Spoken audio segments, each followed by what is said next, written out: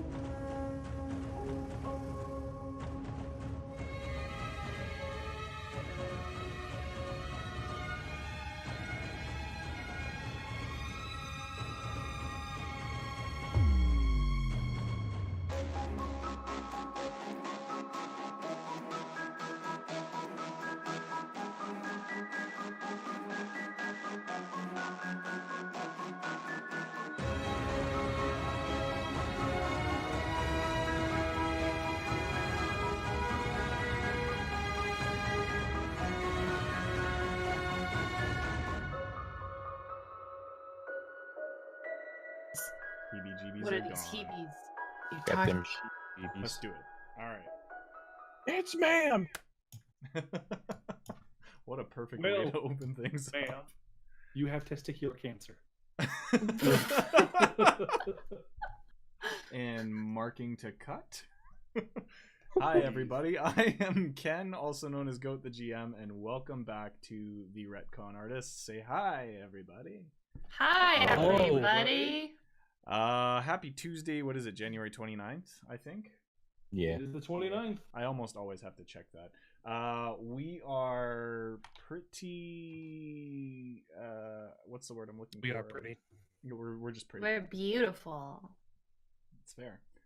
We are right in the middle of some cliffhangers right now, as you guys remember. Last time on Ret-Con Z. You didn't do it right. Sorry. It's Last Ret-Con time, Ret-Con Z. Goku. Okay. Yes, last time we found out something was wrong. Mason was gone. The whole crew went to find out where he went. They ended up somewhere in the desert, very familiar to Arthur. Yeah, they passed by a sign. Tarbok was the only one that paid attention to the sign. They found a pyramid. Bjorn poked a guy. Bjorn poked a guy who was basically some with weird a duplicating pole. With a duplicating pole, and yes, it was erotic and confusing all at the same time. He was a very emo orc boy, hobo orc boy, and he had a pet panther named Pheasant who decided to attack the party. Things happened, songs were played, parties were had, and everyone survived. Not very happily, unfortunately. The crew found a secret switch in the corner of the pyramid, which lowered some stairs down to a big-ass, really heavily fortified door, and they found out that they are unable to get through said door, at least any conventional way or unless they have a key. Other than that... Oh, right. The most important bit. Mason's in some deep shit, you guys.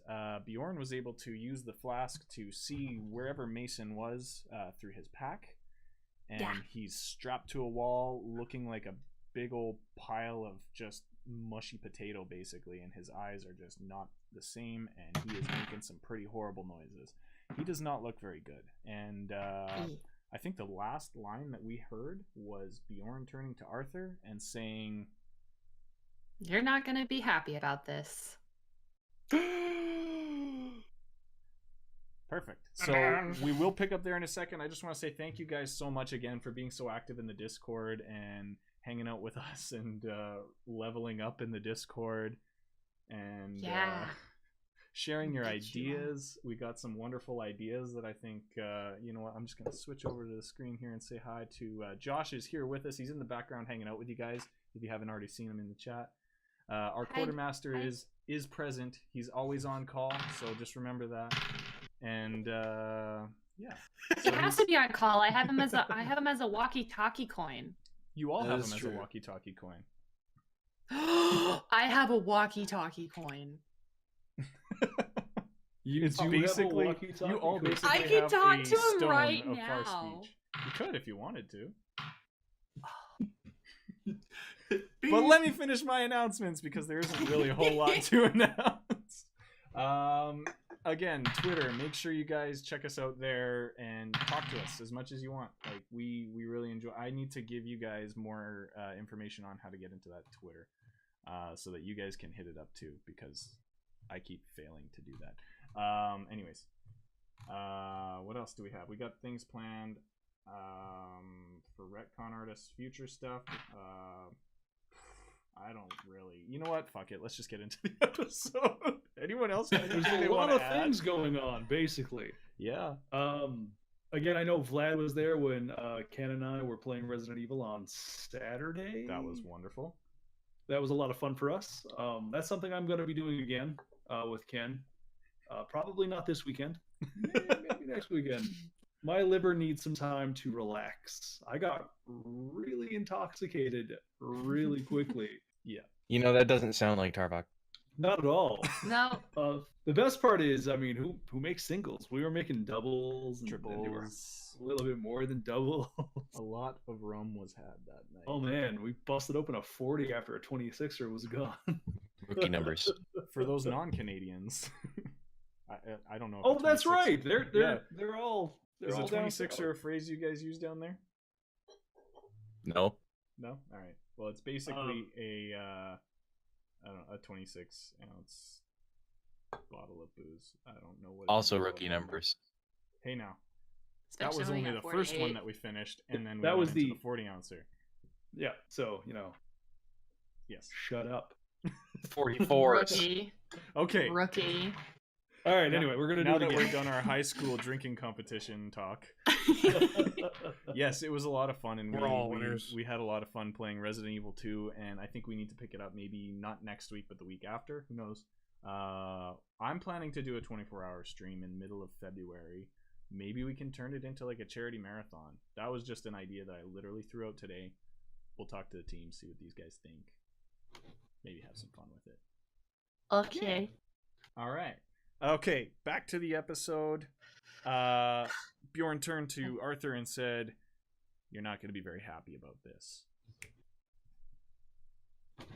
That is what I said. All right. So Arthur, just because you used the mist, right? Mm-hmm. That's why you got that. Okay, And it went back to the vial, so I still technically have it. that's right.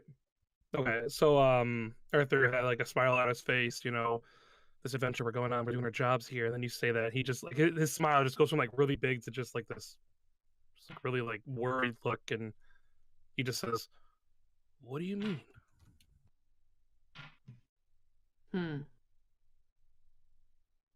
He doesn't say anything.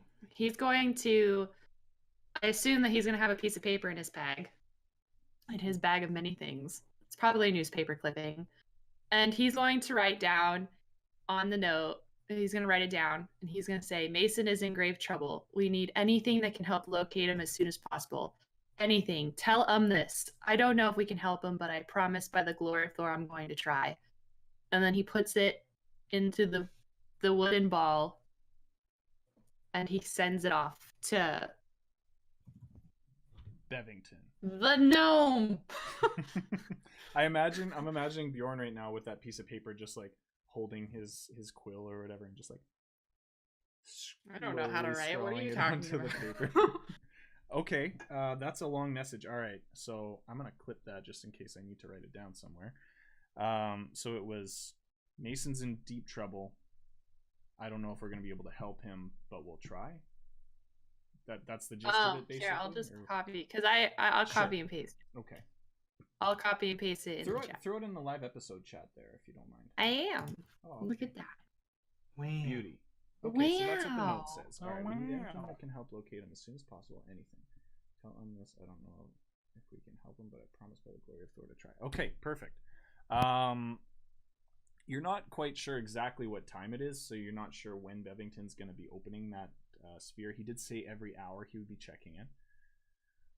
So I'll just leave that at that. Your message, you open up your sphere again, and it is successfully gone. And yeah, you put your sphere back into your pack. Anyone else have any ideas? Do you want me to recap what is in this pyramid for you? Because there's literally... No, there's just a door we don't know how to open, and Yeah. I used a miss because we didn't know what else to do. Well, I remember something about the marketplace. Yeah, we're in the Pazuzu, Bazazi, the power No, no. pickles, the pickle pizzazz market. No, that's where we need to head. We are there. Oh, we are there. No, you're in the Yeah, pyramid. No. you're the the- sign. The sign was back up the hill where you guys basically. I thought Wait. so. missed it. Oh, so we Yeah, didn't go Tarvak back. remembered that he read that on the sign. Because where did I read that? Arthur read that on the tag, like it was made there. Right. And then Tarvak, when Arthur said it out loud, Tarvak was like, "Oh, that was on that sign back that Yeah. we never read." And we did that big retcon all the way Yeah. back to when you guys first got there. The Flashback. ultimate retcon. The ultimate. But like, The so I guess retcon we of can go retcons. there. Wow, thanks, Bjorn. You're welcome. I guess My we can infinite- go. My Oh infinite wow, wisdom. Bjorn, great idea you had. All right, Bjorn's gonna start. Wait, Bjorn doesn't know that this where this fucking marketplace is. Bjorn's just gonna be. All right, what are we gonna do? Well, we're going to go back to that sign and figure out where we're supposed to go, and then I guess we're going to walk until we get to the market. Okay. So you guys all decide that that's probably the best idea, and we're gonna cut over to you guys walking back up the trail. It wasn't too far. You walk back up this road towards where that sign was at the top of that big hill dune, and as you crest up towards the top, you see the top of the sign again, and upon further inspection, once again, it says Paru Market. That's literally all it says. It was actually facing, the lettering was facing towards the pyramid, so you see it easier now that you're coming back the way you came. As you crest to the top of the hill, you guys look around you, and you're still out in the desert area, and you see behind you the sun is starting to kind of dip down a little bit. And it's kind of behind you and off to the right, I would say. And it's kind of casting a shadow from the top of the hill that you're on, heading back in the direction you were going. And as you see the shadow just slowly moving across the sand in front of you and spreading out further and further, you see the road start to materialize in front of you.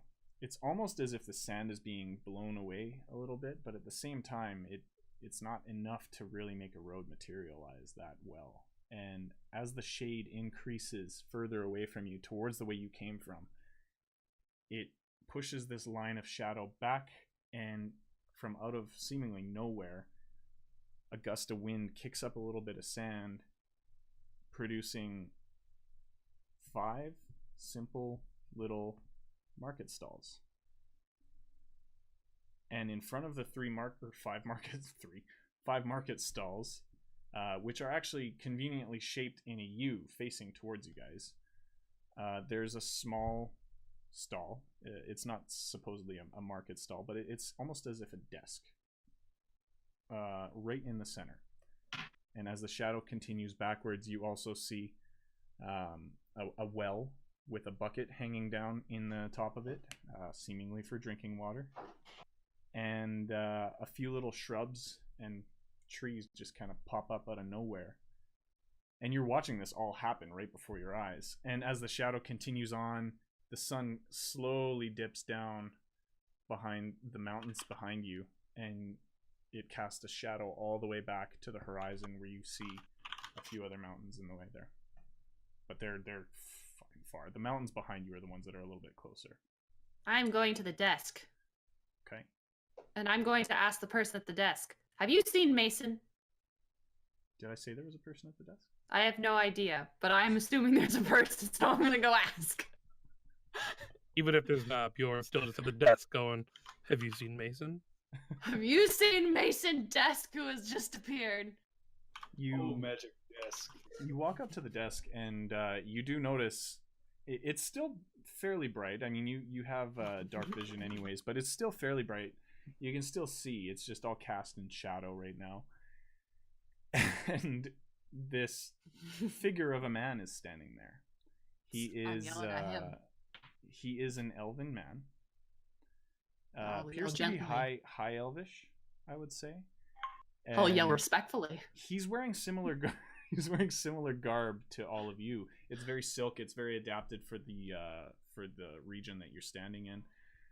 He has like almost like a, oh my god, my words are failing me tonight. He has a face covering, but it's pulled down and tucked under his chin, and he looks comfortable. He's probably about 5'9", 5'10", very slender. Very doesn't look like he's worked a day in his life, any hard labor. But Tim, you notice that he is like immaculately styled right now. He has a very long pointy beard just coming straight down from his chin, and it almost seems to be holding itself out into a point, much like the style of the region. He has shoulder length black hair and piercing yellow eyes.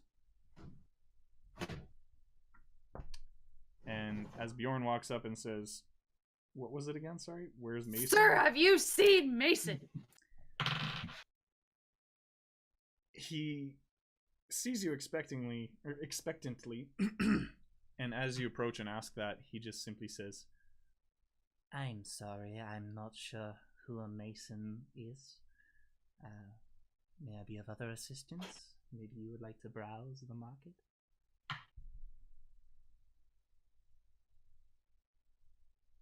Will the others know if Mason's been here? I'm going to walk past him. I'm going to the other stall people. I'm going to ask them if they've seen Mason. As you walk to the other stalls, you note that there's nobody behind the other stalls. I'm going to ask the stalls anyway, I guess. Okay, so there's 5 stalls in front of you. Thought it was 3. No, don't confuse me again. It was definitely 5. This I'm not heat's hitting retconning Bjorn that. pretty damn hard. Yeah. You walk to the 5 stalls behind him. Which one are you picking from? There's center, 2, and then 5. Like Whatever is closest. okay. They're all equidistant from him, actually, from my drawing here. It honestly does not matter to me. I'm just going to one. All right, you're gonna go straight to the middle one, which is a stall completely laden and piled high with books and scrolls. And as you walk up to it, you note there's nobody behind it. And the gentleman that was behind the front, he rushes back behind the stall. He takes a book off the top, opens it up, and he goes, Yes, welcome. Would you like some knowledge? and he holds the book out in front of him expectantly, almost pretending to be somebody else.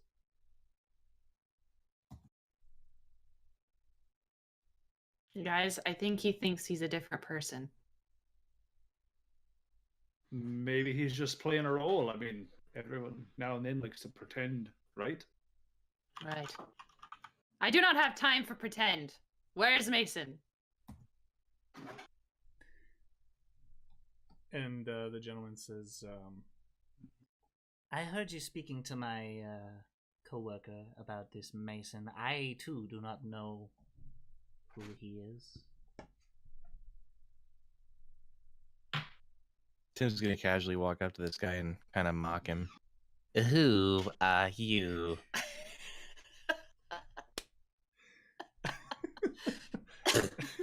He turns to you and he says, Oh, hello.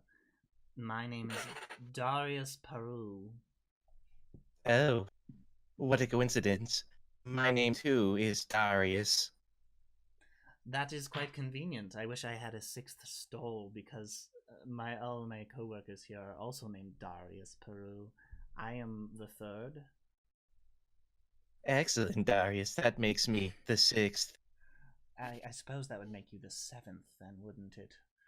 When do they start counting? and he starts flipping through the book, looking through The bigger for an question answer. is, when do they start counting down? Is that a threat?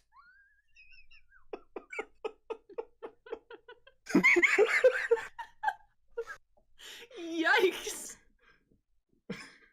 I could try and find the answer for you if you want. Please let me see that registry of yours. And he snaps the book shut in his hand. And he says, It's not a registry. It is a book of knowledge.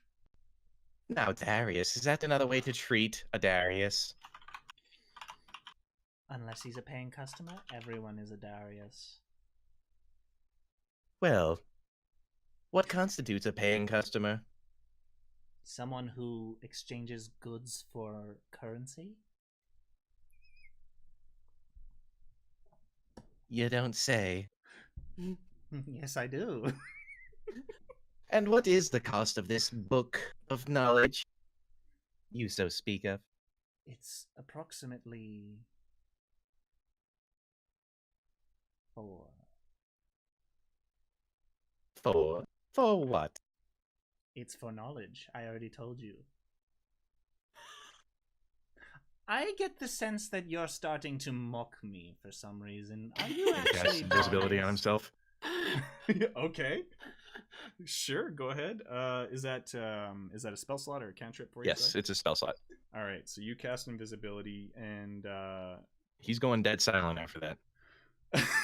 okay, all right. I'm gonna walk to like Tarvok and Arthur, who I assume haven't moved yet, and I'm just gonna sit down Okay.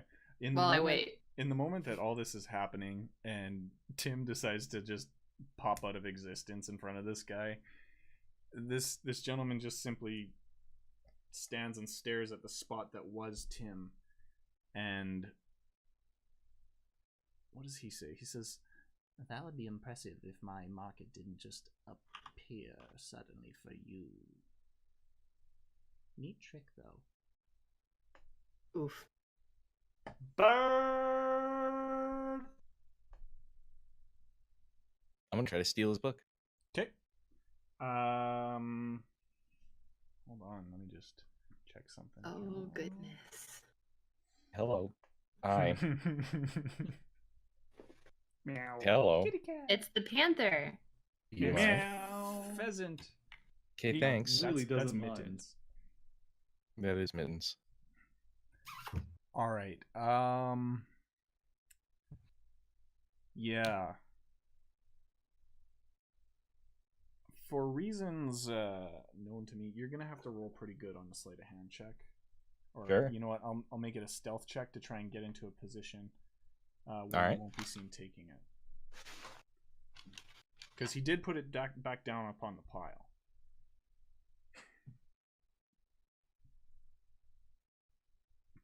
What'd you roll? Oh, hold on. Sorry, I was sighing at the cat. Use your D&D dice. players, D&D play. Yes. Yes, they do. That is a 20. Wow, okay. You do Not successfully... but Yeah. Yeah, you do successfully get to the side of the stall without leaving too many footprints in the sand and the little cobbles beneath you. And you don't seem to see his gaze shift at all to notice you or anything like that.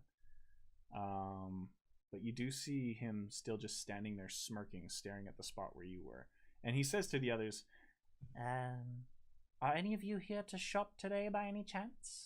Do you have any healing potions? Not myself, unfortunately, but if you go see my compatriot Darius on the far left, he might be able to help you out. I'll go to the far left. All right. And Tim, I try and we're I gonna don't cut know back what to Tim you. is gonna do. I'm trying Yeah. to help. Tim, go ahead and while Bjorn is going over there, I'll give you advantage on the stealth or the sleight of hand, just because A, you're invisible as fuck, and B, Bjorn just kind of distracted and went off to the side. So he is kind of turning, but you're basically where he's turning towards. You're on his right hand side as he turns. But yeah, roll me a sleight of hand, please. I don't recall exactly how advantage works. We haven't done this too much. You roll twice, you take the higher number. Gotcha. Okay, that one's an 18. And that one's a 10. Okay. You 18 it is. You are picking up the book as he's turning, and he's about to rush actually over towards the stall on the far left as you guys came in. You successfully have the book, but you're like basically right in his way. I'm gonna need you to roll me one more sneak check as he's rushing to basically walk right through you towards it. Of course, the stupid thing closed. That also is an 18. Okay, good enough. He starts walking towards you as you're holding this book, and you kind of whoop and just like casually sidestep back towards the front of the stall, and he bustles past you, goes all the way across to the far left stall where Bjorn is actually looking over a bunch of just random baubles, trinkets, and little bottles filled with weird looking who knows what. And he gets there, and Bjorn, you notice that from the top of the market stall, there's actually wires holding on to a bunch of trinkets and like a vest almost that has a whole bunch of them kind of sticking out of pockets and whatnot. And he rushes over and he dips his head under the vest, throws his arms in it, and pulls it down. And he goes, Yes, hello, I'm Darius. My compadre over there says that you're looking for healing potions? Yes, I did tell you I want healing potions. Oh, I'm sorry, have we met before? I don't want to come across as rude. Just show me your healing potions. He points down to the two inconspicuous looking bottles on the front, and he says, There are two smaller, minor potions of healing. I don't know if that means anything to you, but they don't quite have the same kick as a regular healing potion. They would be 15 gold pieces each, however. Okay. And how much is a actual bottle of healing? I'm waiting until Tim pops into existence again, so I'm just gonna try and stall. Okay. How much is a major healing of potion of healing? These, unfortunately, I am fresh out. I've had to use them with some experiments lately. This is all I have for now. What do you have?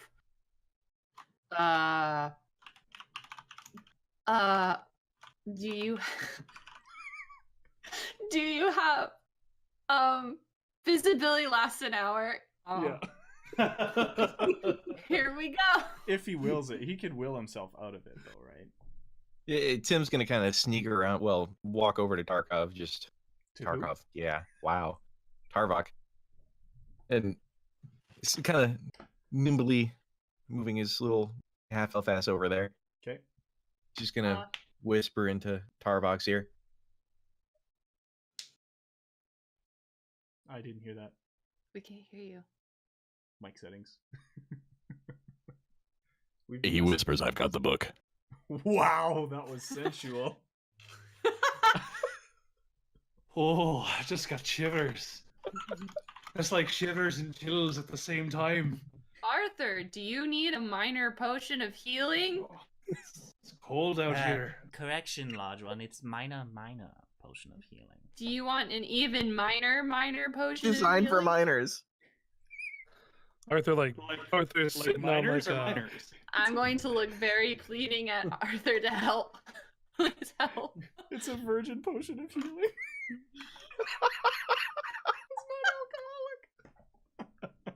Does that mean it has a chance to heal for more, or you have to roll against it just to see how useless it is? It doesn't give you as much courage as the other potions of healing, I guess. Terrible. Okay, sorry.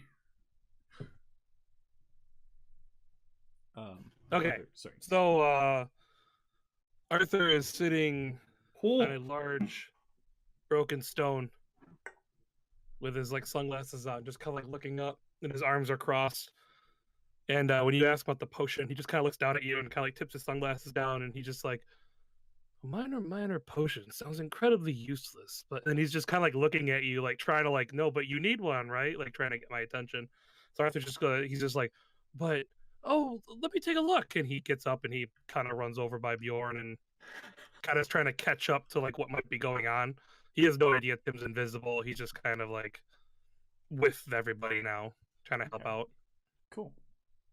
So, with all the attention that Darius Peru has been getting, you see his face just getting more and more friendly as you're all gathering around his stall. And he just says, So, well, they're not useless, my red-bearded friend. I enjoy your outfit, though. Very nice, very snappy. They do, however, fit quite well in a pocket.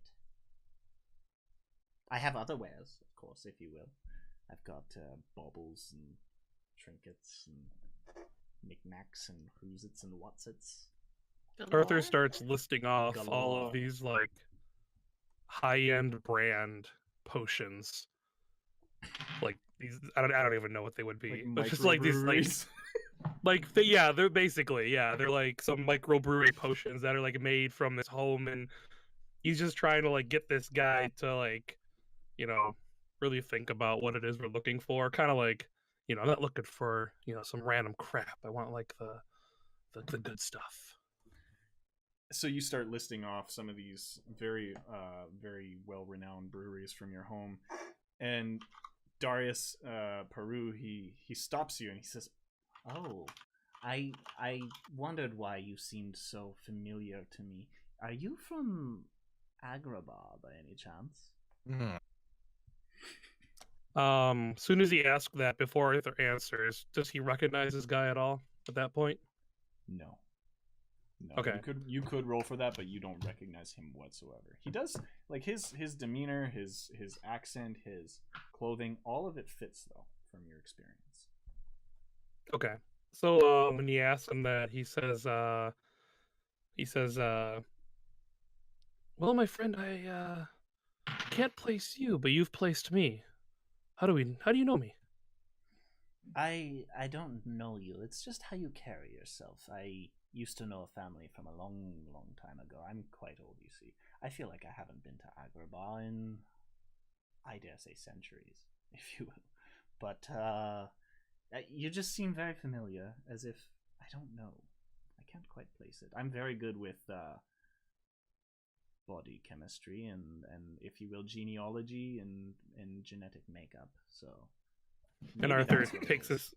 Arthur takes his sunglasses off, and he kind of like tucks them into his shirt, and he's like, well, friend, and he kind of like walks and puts his arm around the guy. Okay. You know, kind of like, well, my friend. You know, he just kind of like starts talking to him, and I'm gonna assume I didn't really have a chance to have this conversation with Bjorn, but I assume during the walk to the place, Bjorn, where Arthur would have asked Bjorn to describe at least like the location of where Mason might have been. Can we assume I'm this sure. happened? Yeah, we can go ahead and say that happened. Okay. I'm assuming. Yeah, I assume Bjorn would have left assume I out. recalled everything that you needed to know.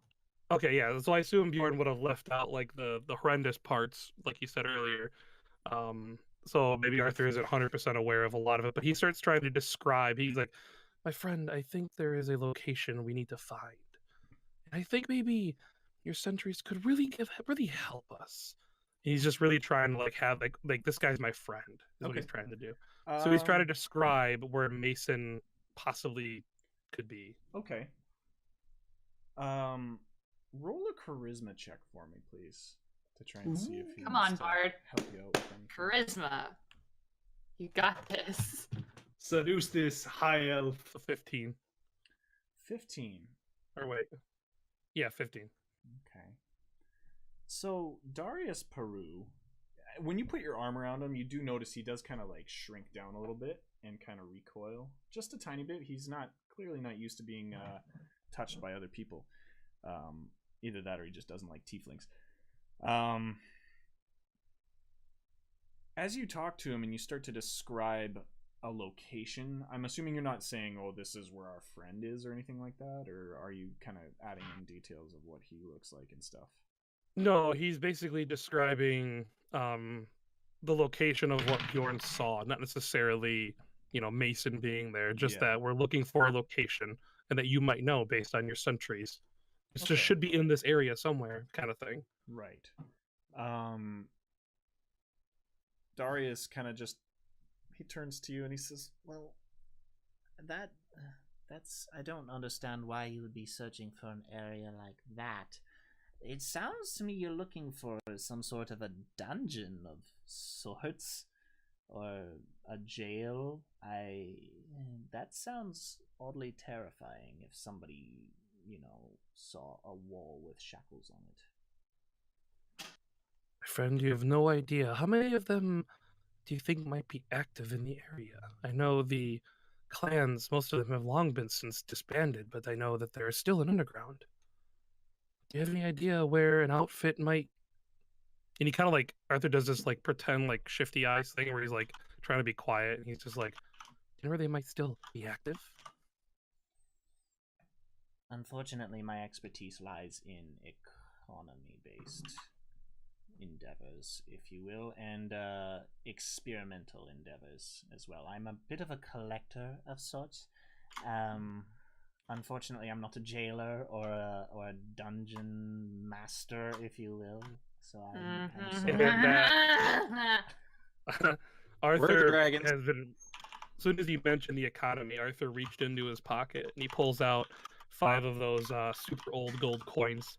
And as he's saying, I'm a master of economy or whatever, Arthur's kind of moving them in his hand, flipping them over, showing the front and back. He's just kind of looking at them, and he says, he doesn't say anything. He kind of looks over at the guy as he's talking about this, and he just says, "Are you sure that your vast intelligence doesn't extend just a little bit farther for a piece of information?" I know you'd said those cold coins I found were centuries old or something. You've caught his attention for sure with those. It's not obvious, but in your experience in dealing with people, that quick glance and the sudden shift in his facial features, those coins definitely struck a nerve with him. And how about you roll me a persuasion check, please? Tarvok, what are you doing at this time? It's only 12. 12? Okay. I'm just sitting back by the sign watching everyone make fools of themselves. Just sitting around, just on my butt, kicking my feet around. Okay. All right. Peru, he just puts his hand down on top of yours when you're holding the coins, and he holds it ever so lightly, almost like he's doing the double handshake where you're really happy to see someone. And he says, many of the dungeons in this area, as far as I know, have long been lost to time and the elements. More coins! Arthur just kind of eyes him, and he Arthur isn't letting the coins go, but he's also not if he tries to take money out of his hand, Arthur kind of lets 1 or 2 gold coins kind of get lifted from his hand. He's not letting all 5 go just yet. okay. But if he just kind of keeps his hand there, Arthur just turns to him and he's still staring at him. He says, well, now that is just not enough information, and I think you understand that. maybe perhaps, and then Arthur kind of like lets his hand go for all of the coins we take, and he says, "A man of your magical prowess could probably get us information when you have obtained it." And he kind of like I don't know, he kind of hints that he has more money, I guess you could say. He just kind of like, he makes a facial expression, look down, his gold pouch or whatever. He just kind of like, letting him know that we'll pay for the information. Wink, wink, nudge, nudge. I got you. Yeah. Okay. Touch the pocket. Yeah. Yes. Just shakes and rattles the bag of coins. Pick Come on, I pick me have up and more shake me real coins quick. here. Go on, shake me. And then he'll know. He's got a pocket full Plenty of of money. Sacagawea dollars. He just shakes them. Good God. Oh.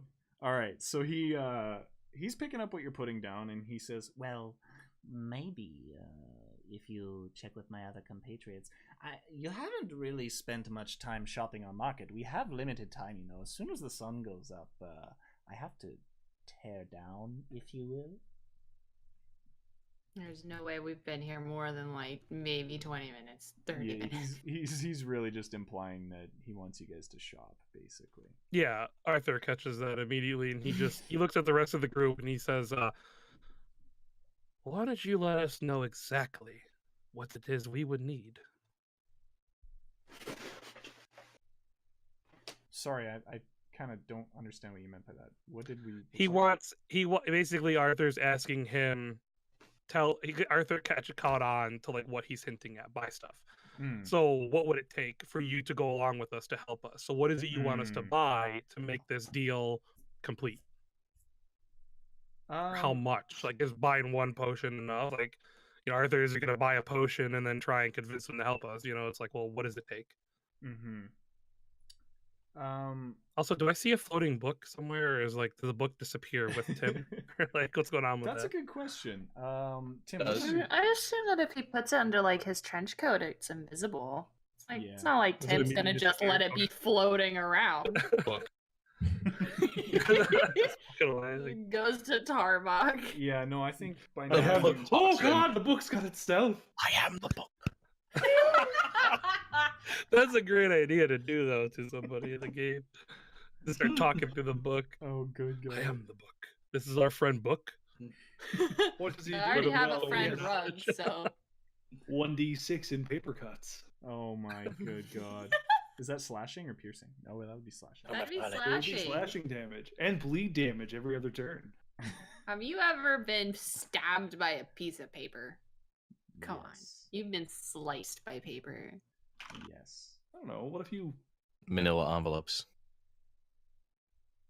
Yes. All right, the wheels are coming off. All right, so he knows what you're saying in terms of what would you like to buy. Darius, he simply just says, Well, I'm not going to push any one product on anybody. I mean, you've seen my wares, you've seen my compadre over at the information stall, and I mean, there's plenty of other stalls here, 3 more to be exact. My other friend over here, Darius, he runs a clothing stall, and he points to the stall immediate to his left. The one beyond the bookstall there, he specializes in fancy rugs, curtains, and adornments. And he points to the far one and he says, and then my other friend Darius over there, I don't know if you've met him yet, he is a very adept jewelry tinkerer, maker, collector, if you will. All right. So Arthur is going to find 3 more pairs of sunglasses for his friends here because they don't have any. okay. He's gonna try and find the fanciest, like, star pattern. Maybe it's in the shape of some symbol of his home world. They're not just like plain sunglasses, like they're super fancy. Sure. Probably like, yellow or pink or something crazy bright, and Okay. everyone so sees them. you're dipping back over to the clothing stall, I take it then? Yeah. Okay. As you do so, he just like drops out of that vest that he was wearing, rushes over there, and there's just a hat being held up. It's almost like a turban with an extra face covering on it. He's got one tucked under his chin. But he just basically stands under it, pops his hat up into this turban, and the face covering just kind of like flops down over his face, and it covers his mouth, and he says, Hello. Nice to meet you, friend. You like the sunglasses, I see? I'm missing do. the puppet show. Just gonna wander over. and What I miss? I'm gonna keep this short and sweet. I take it that you basically just buy 3 pairs of just colorful sunglasses. I'll let the other crew pick what theirs look like then. Tarbak. Bjorn tells Tarbak, I think Arthur is sweet talking him Okay. for something. I don't really know. So he keeps saying sunglasses. Those are those things he wears all the time, right? I think so. Okay. Why do we need them when the sun's gone? I don't know. I wear my sunglasses at So- night. I was going to sing that earlier. So the other idea here that I'm having is, where's Tim? I don't know. I saw him disappear. and Pretty then sure I heard him, and I got what I call the chivers, because I can't talk. And yeah. Anyway, look, sunglasses. Mm-hmm. Sunglasses. So which ones do you guys pick out? I'll just throw them Tim, out there. you need sunglasses, Tim. I'm gonna yell that. Tim, we're picking sunglasses. So my sunglasses are Tim's been kind of sorry. standing there with them the whole time. He yells in his ear. Horatio Kane. Is that his name? Yep. That's the kind of sunglasses I've got. It's Okay. like smaller sized aviators, so I can tell bad jokes. I can't get this off my ear. Okay, there we go. All right. I want Ozzy Osbourne sunglasses. So just like round Salt Bay looking ones. Yeah, and they're gonna be purple and they're gonna be sparkly. I was thinking about Elton John glasses, but I've set it against it. I'm going all out. And Tim, do you tell these people what you want for sunglasses, or do you just like? He doesn't care about the sunglasses particularly. All right, I take it Arthur just picks them for him then. Yeah, they're Some purple, kinda- really thick purple frames, and they're Okay. a square, and they have like some design, like in like a spiral design, like in the sunglasses part. Nice, awesome. All right, so you shell out, I'll say, a gold piece each for each pair of sunglasses. In the process pricey. of all this going on, Tim's kind of just gonna whisper again to Arvok that he'll be waiting by the sign. All right, so you whisper to Tarvok that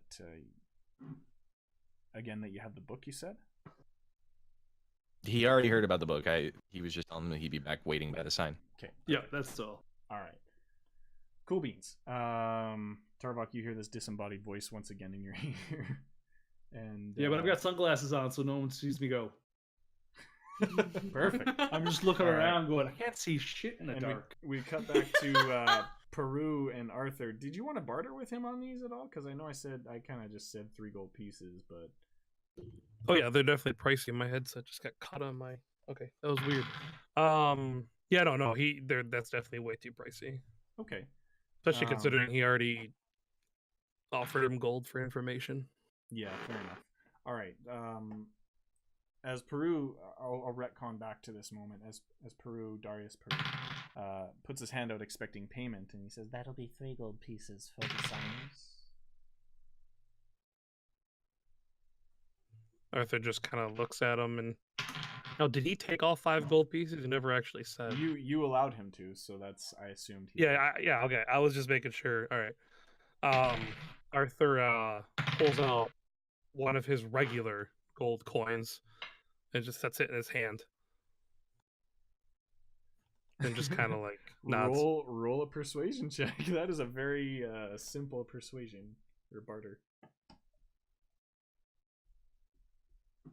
20. Okay.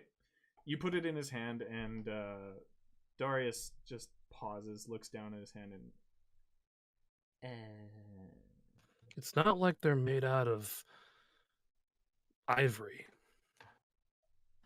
We could have gotten them out of ivory. And he quickly says, well, I guess transaction completed then. And he goes underneath his cart, which you guys are now just noticing. Under each of these stalls, there's a very large chest under each one of them. And he just, like, pops it open, puts the coin in there, and lets it shut. And, It's not a very safe way to keep your money. In a chest? Well, you know, you're only right there, but if I were a gambling man, if I ran over to one of the other stalls and there was a chest under there, but you're over there, would you stop me? I wouldn't have to. I I don't think like that means answer. they're enchanted. I think that means I'm not going to try and test this man's patience. I was only joking. I wouldn't really do it. I'm not a murder hobo, just a normal one. I don't think I appreciate the humor of the small one here. Please Oh, take my a step friend, back. he's just toying around. Quite. Arthur reaches out and like puts his hand on his shoulder, like he's just messing around. And he just, like, winces again, and he's just... You could see that one made him... He wasn't expecting that. He didn't like that very much. He says, now, are you going to continue shopping, or I have other customers to service here? The other Bitch. customers, Arthur like looks around like I was gonna say Bazaar Anybody looks else here? around. yeah. Customers! Where are Right you? there. Do you know where Mason is? Arthur laughs to himself at Bjorn yelling out, and then he looks up at what was his name, Darius? Yeah, Darius, and he just goes, well, I have one more purchase to make. I don't Hold know on. if this one's Darius or if it's Darius, though. I thought it was. Hold on, I'll check Oh, my Darius. notes. Yeah. Yeah, I've got a Yeah, feeling I it think could it be was through us. Darius. I wrote his name down. It's definitely Darius. Are you sure it's not Darius? It. It might be Darius. It might Oh, be. shit, I thought it was Darius. I'll change it. Yeah, let's retcon that. Retcon. This is Darius. We're going with Darius. Fuck all of y'all right now. All right. So you say Darius. So, yeah, it's like I have one more purchase to make, and he pulls out the doll, and he shows him the tag, and he says, "We were sent here because of this," and then he describes the locked door. Okay. As you pull We out need the a doll, key. he catches his breath. His face immediately just in absolute wonder and surprise. He goes, "Ah, you found it." And he takes the doll gingerly from you, and he just kind of looks it over, checks the tag on the bottom, and he goes, "Yes." And he just holds it close to his chest, and he says, "How much for this doll?" For that doll right there, 3,000 gold pieces will do.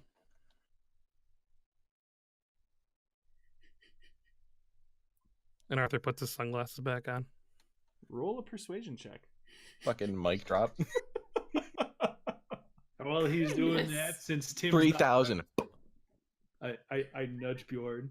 I bet you the doll's name is Darius. Darius, there you are. That was good. As, it could be.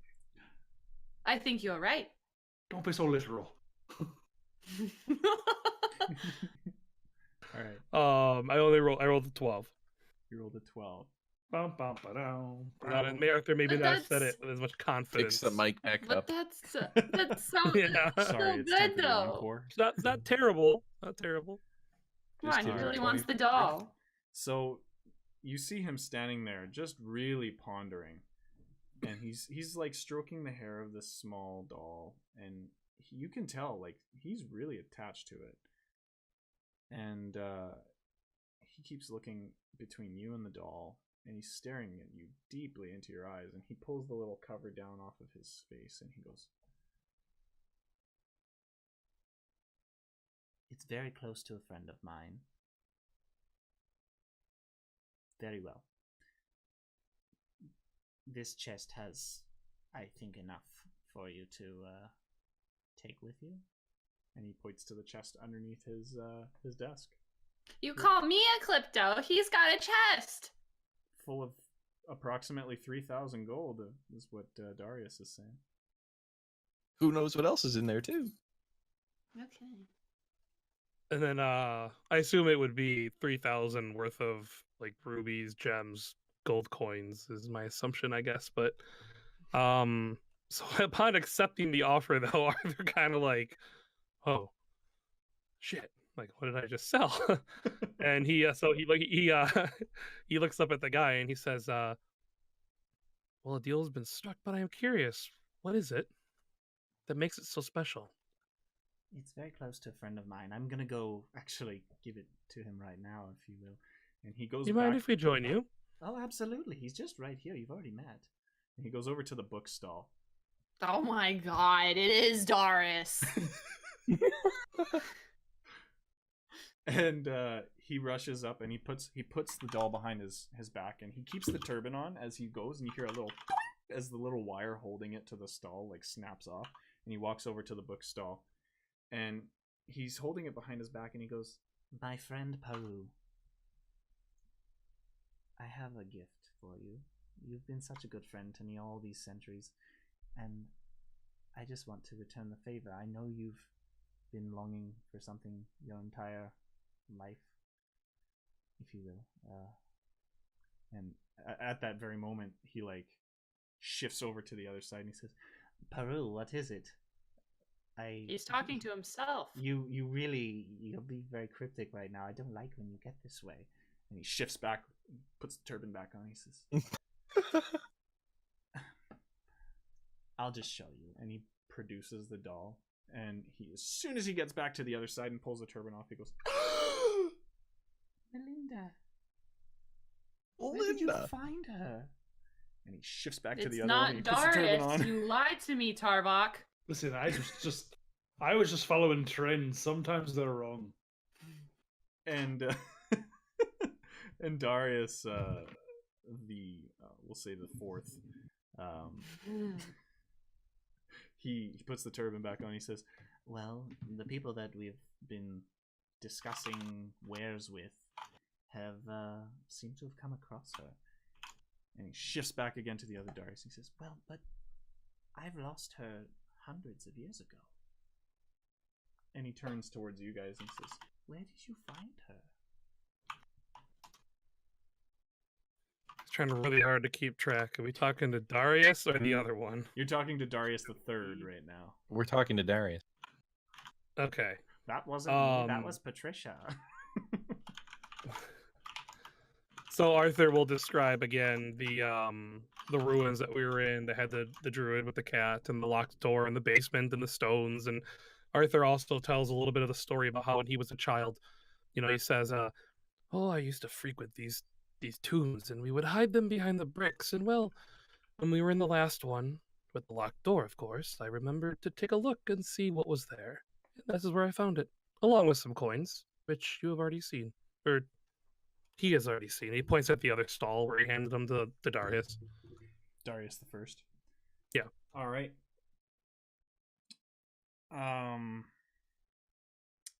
Man, this is weird trying to play multiple personalities. Multiple personalities of one guy. Yeah. It's not at all confusing for us in any way either. So No, Good, it's just I'm Darius. glad. It's not like it's 5 or easy. 6 Darius. this is So, Darius. yeah, that's true. What's a Darii? plural version of Probably a lot more Darius? simple. Is it Darii? I think it would be Yes, yes. Darius. We're talking to a flock of Darius. Darii.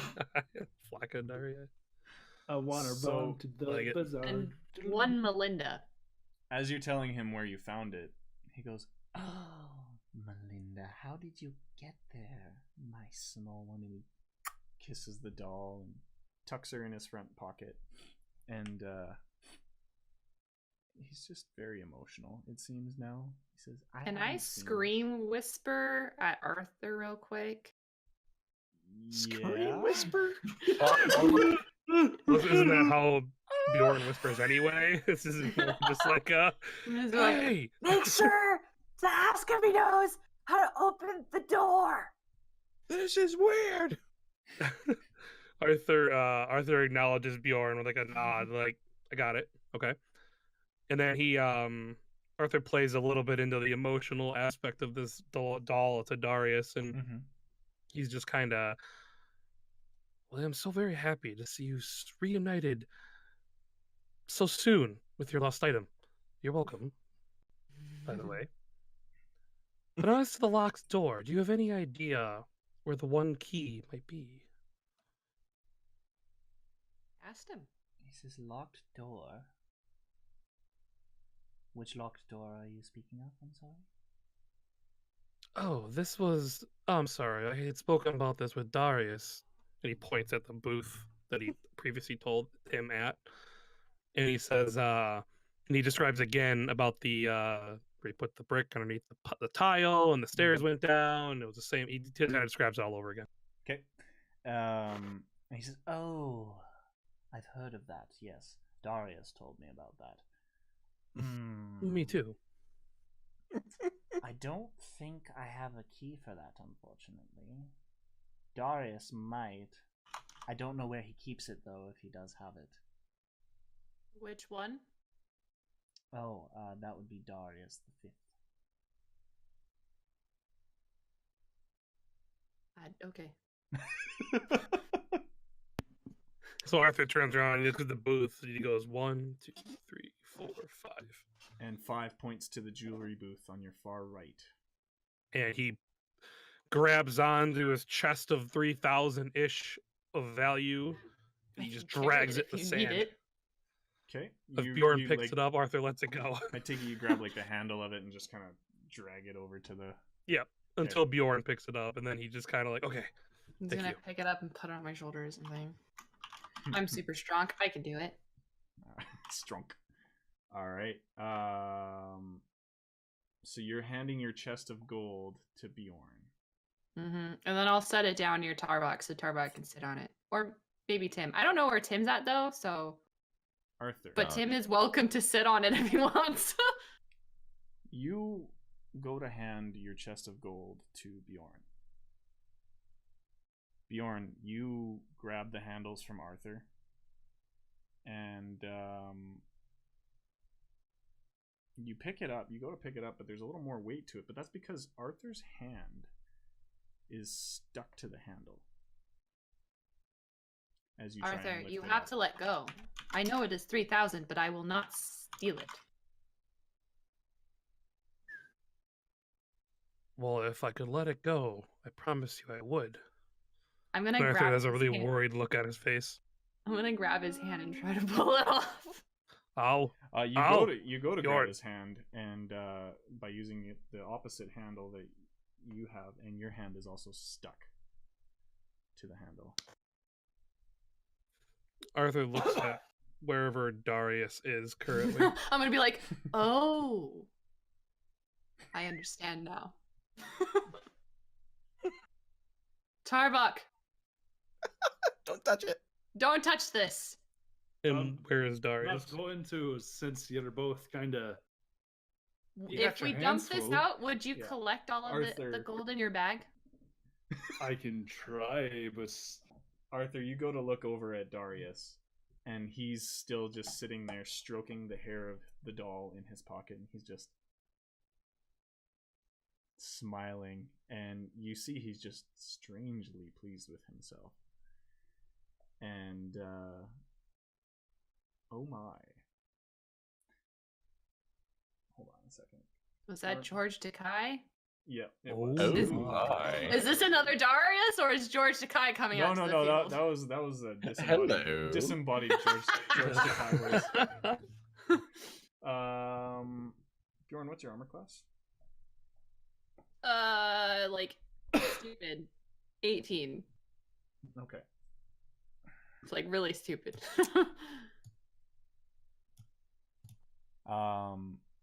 You feel almost like a burst of air near your crotch as you hear a like a snap as you feel the chest shift in your hands. I did not consent to this being near my parts, sir. And you look down, and the chest has taken on a very odd quality. It's almost goopy, and it looks almost slimy, and there's bits dripping off of it, and 6 eyes on top open up, and they are dark gray, and they look like they're about to ooze out of their head. I'm going to pet it. Your hand is stuck, so you can roll a strength check to try and remove. I'm gonna rip my skin off. I want to become its friend. Let's see, 18 plus 4, so... All right, you rip your hand off to go to pet it. Roll sleight of hand.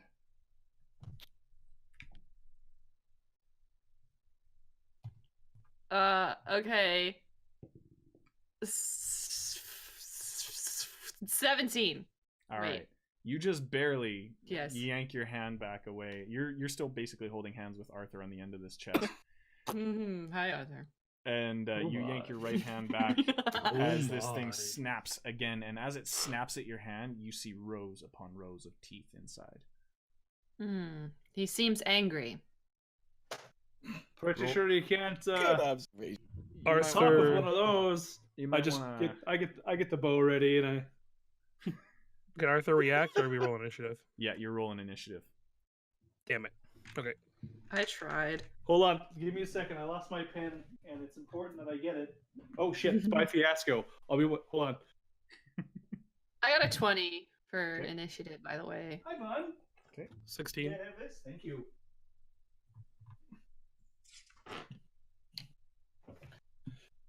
Do you imagine if he bit into a Sharpie? That would suck. Yep. Fiasco is Tarvok's rabbit. It is my rabbit. Yeah.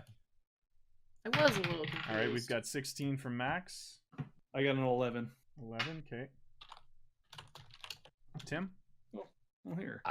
Tim's not there. Oh. How far away is the sign? That's true. Thank you. All right. The sign is, I'm going to say, about 40 feet behind you now at this point. So I guess that's not that far. Yeah, you're pretty close, but you're not like within striking distance kind of thing. So you can see all this happening. When you guys were at the top of the hill looking down from the sign, you could see all of that transpiring. So it's going to go Bjorn, Arthur, and Tarvok. All right, who's rolling? All right. Good stuff. And then Mimic. For those of you who haven't figured it out already, come on. Yeah. He's going to go between... Guys, is this a mimic? I can't tell. Hey, Darius. Is the mimic's name Darius? Sick burn. As you're all rolling for initiative, the rest of the market comes alive. And underneath each of the stalls, you see it shuddering as these chests start to spin and turn towards you. And there's a total of 5 of these creatures, with Darius still standing behind, stroking his beard and looking very happy with himself. Cool. A murder of mimics. Oh god. A flock of Darii and a freaking murder of mimics. All right, so it's going to go Bjorn, Mimics 1, 2, 3, 4, 5, Arthur, and Tarvok. I think it should be a vault of mimics. I like it. That's good. Vault of mimics is good. Yeah. Very good. On that note, we are going to take Never mind the fact that everybody might die. Yeah. You might get vaulted. Vault, like it. We're all dead though, but it's nice. Right, it's classy. Rolls off the tongue. Vault. Are we taking a break? Is that what you said? Yes, we are taking a break. We're going to leave it at that for now. We're going to be back in less than 10 minutes. We're going to go water up, have a pee, maybe grab a snack. You guys do the same. We will be back in... Next time on Ret-Con Z! Artist Z! Oh my. Hey guys, it's Goat again. Not much to announce this intermission other than the usual stuff, which is... Please, feel free to come join us in the Discord and come around on the Twitter. Use those Twitter hashtags and @ us in any of your tweets D&D related. We love all of your guys' attention and love. And if you have any friends that love nerdy stuff or D&D in general, please feel free to let them know about the channel. We really don't do any advertising other than just this right here. So any support, any love we get is greatly appreciated. Otherwise, we're gonna just hop right back into the episode. So let us do the thing. And again, the only reason I don't talk in this is I never get notifications when you guys are doing stuff. Like Yeah. earlier today, I checked our group chat. There's like 40 messages. I'm like, really? What? When? Yep. Weird. Everybody, that's Paul telling us why he is only rank 5 in the Discord. It's true. Yeah, I'm rank. What was my rank? 4. 4. I'm rank 4. You need to get good. I just haven't been talking as much. I need Rank to take 9. over. I'm with. I got like nothing to say. What'd you do today? Oh, it's mostly shit posting that we do anyways. So, but Oh, if you yeah. guys want We shit just- posting, We just pick on each other yep. the entire time. So if you want shit Well, I'm posting good and at other that. D&D related and maybe not even D&D related stuff, go to our Discord. The link is either in the descriptions of the podcast or the YouTube if you're listening that way, or if you're here live, just hit !Discord, or if you click on the fancy buttons down below, you could just immediately get there Buy these candy. and Buy them. buy the Asian gummy. Asian candies. gummy candy. Anyway, they're really good. Yeah. All right.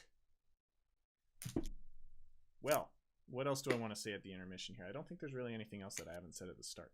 So, Oh yeah, yes, bunny pictures. bunny pictures are key. Mm-hmm. Let's get into it. You've got 5 mimics standing in front of you. 2 of you are attached to one. Yeah, And, yeah. But But I got one of my hands free, right? You got your right hand free. Sweet, good. And Tim, you're just up the hill a ways watching all this chicanery go down. And I don't even know if he's noticed it. why don't you roll me a perception check then? Sure. Yeah, I wouldn't have said that Bjorn would have yelled or anything yet. He just wanted to try and be friends with the chest. Okay, 19. All right, yeah, you've been kind of You're like, surveying oh, this entire fuck." time, and you see these chests kind of shift on their own, and yeah, you get that "aw, damn" in the back of your mind. I'm gonna let you kind of keep when you want to drop into the initiative whenever, though, because people don't really seem to know where you are. I know where he is. I mean, Yeah. at this point, Tim's seen what's going on. He's gonna kind of start creeping that way to Sure. just kind of survey. All right, so you're slowly creeping up. First up in the lineup, because the first attack was the attack of surprise with the biting at the crotch. First attack is Bjorn. So I can say something to him, right? To who? To the guy, for the fucking Darius guy. Which Darius? It doesn't matter, all right? Darius number split personality. All right. Yes. I'm gonna. He I'm may not, have different that's not numbers, gonna be but my he own, is. I don't want to only be. That's the only one I want to do. I just The motto wanna- is "We are Darius." I'm gonna ask him, what did we do to offend you? And then I'm going to get my metal pole and I'm gonna try shoving it into the mimic's mouth and just shove it in. Yeah, you mimic. Take this replicating pole. Take it. I don't Take know it if he can all. bite through it, so I'm just gonna. I didn't say that he could bite through it, so That's I'm gonna do it. I'm gonna try and choke him out with this. You know how like you. Yeah. It's You like, know when you it's get like- attacked by a bear and they're like, oh, all you Go gotta on. do is shove your fist down its throat and suffocate it. so you're like poking it in the teeth, Same. being like, "You need to floss more," as it's bleeding from the teeth. All I'm right. trying to choke him out with my. So you Yeah. do ask Darius, I think it's the third at this point, what you did to It's- offend him, as Paul dips in and out of the video. Sorry, I just hit reconnect It's because fine. I couldn't see Max. Oh, okay. And Darius is just still standing there. He's stroking his beard and almost chuckling to himself. You can't hear him, but he does reply with, Oh, I'm not very easily offended. This is just how I collect.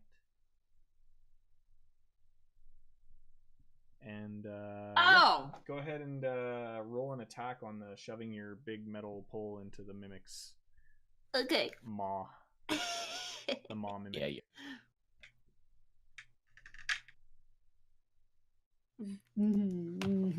What would it be to hit?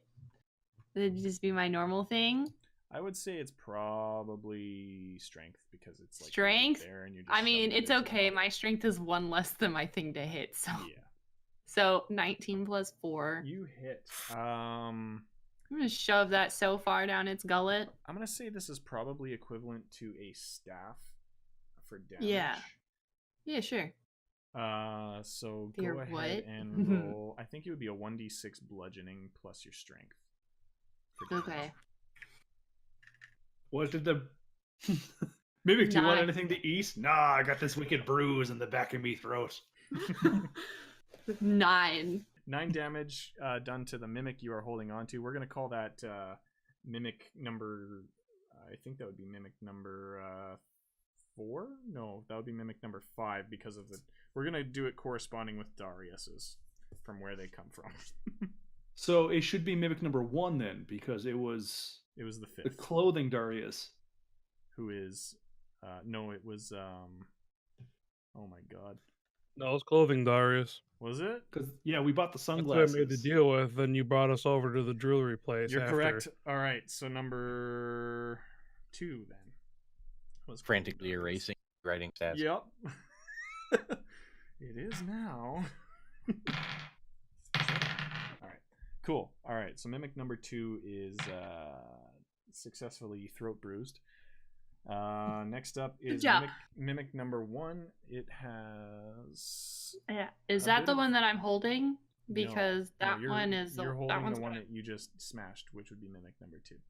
Okay, good confuse because that one's gonna have a difficult time trying to do anything through a pole in its mouth. Yeah, all the mimics that are under the don't Stop it. say it, Paul. God damn it. All of the Can we say the Cinderella joke now? sure. What did Cinderella say when she got to the ball? Blah.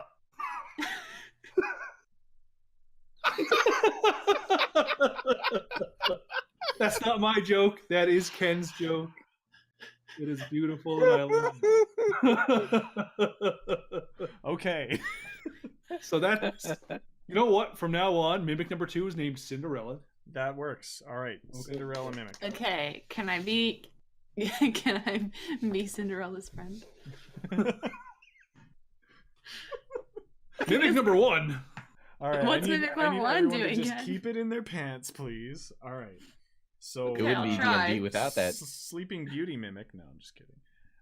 Mimic number 1, as well as all the other ones underneath, their collective turn is actually, they're all going to move a little closer to you. They're not very fast. They're just kind of shuffling through the sandy bricks of the market towards you guys. What did I say now? You didn't say it as how Alex did this, so I just put it as like a little chest doing. A chicka chicka. Good God. I'm gonna get you. Eventually. The second my movement speed increases, you're mine. You're going to make me quit one of these days. All right. They all just go about 15 feet towards you guys. Wink, wink. They're not quite within striking distance. They're about 5 feet away from all of you standing. in this- shattering their teeth in the meantime. Imagine them with like angry eyes too. All 6 of them just like angry. There's 5, but yes. Oh my god, there's 6 now. I'm not retconning that. No, Darius has the same eyes. Yeah. All right. So before the wheels totally come off, they all stop. They finish their turn, but mimic number 2 that you're holding on to is going to try and snap at you again, Bjorn. I mean, it's gonna be really hard, but he can try. Yeah, it is. 19? No, Cinderella. Is that it? Lame. He ate my pole. All right, so it snaps down actually, and it like. Well, is kinda- it trying to attack me or is it trying to snap it's trying at the to, pole? It's trying to attack because you, and the pole is still Okay. in its throat, so it just kind of like. Does it like nibble my Fuck, finger the or wheels. The something? wheels are done coming off, but I need to make them come off just a little bit more here. The pole goes even deeper into the mimic's throat as it like lunges at you. And You go, Mimic. and like clamps down on your hand with its teeth. Like a champ. Oh, no biting. No teeth, no teeth, no teeth. Teeth are a no. That is 1d8 plus 3. That gives 5 damage, and it chomps down, and it's grappled onto your right hand right now. And No. you have a little, maybe Gotcha. like a foot of the pole still sticking out from this mimic's mouth, but most of it's like buried in there. Okay. All right, Arthur. Best item in the game so far. It's so far. Arthur, you are up, my dude. All right, are all the mimics pretty spread out from each other? They're kind of converging towards the group of you, so I would say they're all within 5 feet of each other. They're all about 5 feet away from you now at this point, because you, as you dragged your chest away from the middle there, you actually went about 20 feet roughly. So they're all like kind of shimmying towards you. Thank you. Is Darius still pretty close to the mimics as well, or no? Darius is actually still standing behind the third table, the middle table, and he's still just amused, and he simply says, It's going to go a lot easier if you don't resist. It usually doesn't end well for people. Okay, so Arthur is gonna look up at, or he's actually probably still looking at Darius even from before because he was looking for him. Arthur says, "You know, I am gonna feed you to one of these things," and he kind of like waves his hand, and he's gonna cast sleep on Darius. "Oh, okay." So that's why I ask if he is close to any of the mimics as well, because I would want to hit as No. many things as possible. What's the range on sleep? It's I think it's an like area of effect. Isn't it? 90. Well, it's 20 feet area it affects. Yeah. Okay. He Please is don't just put us to sleep. slightly. Yeah, he's just slightly out of range because he was behind where the mimics. Oh.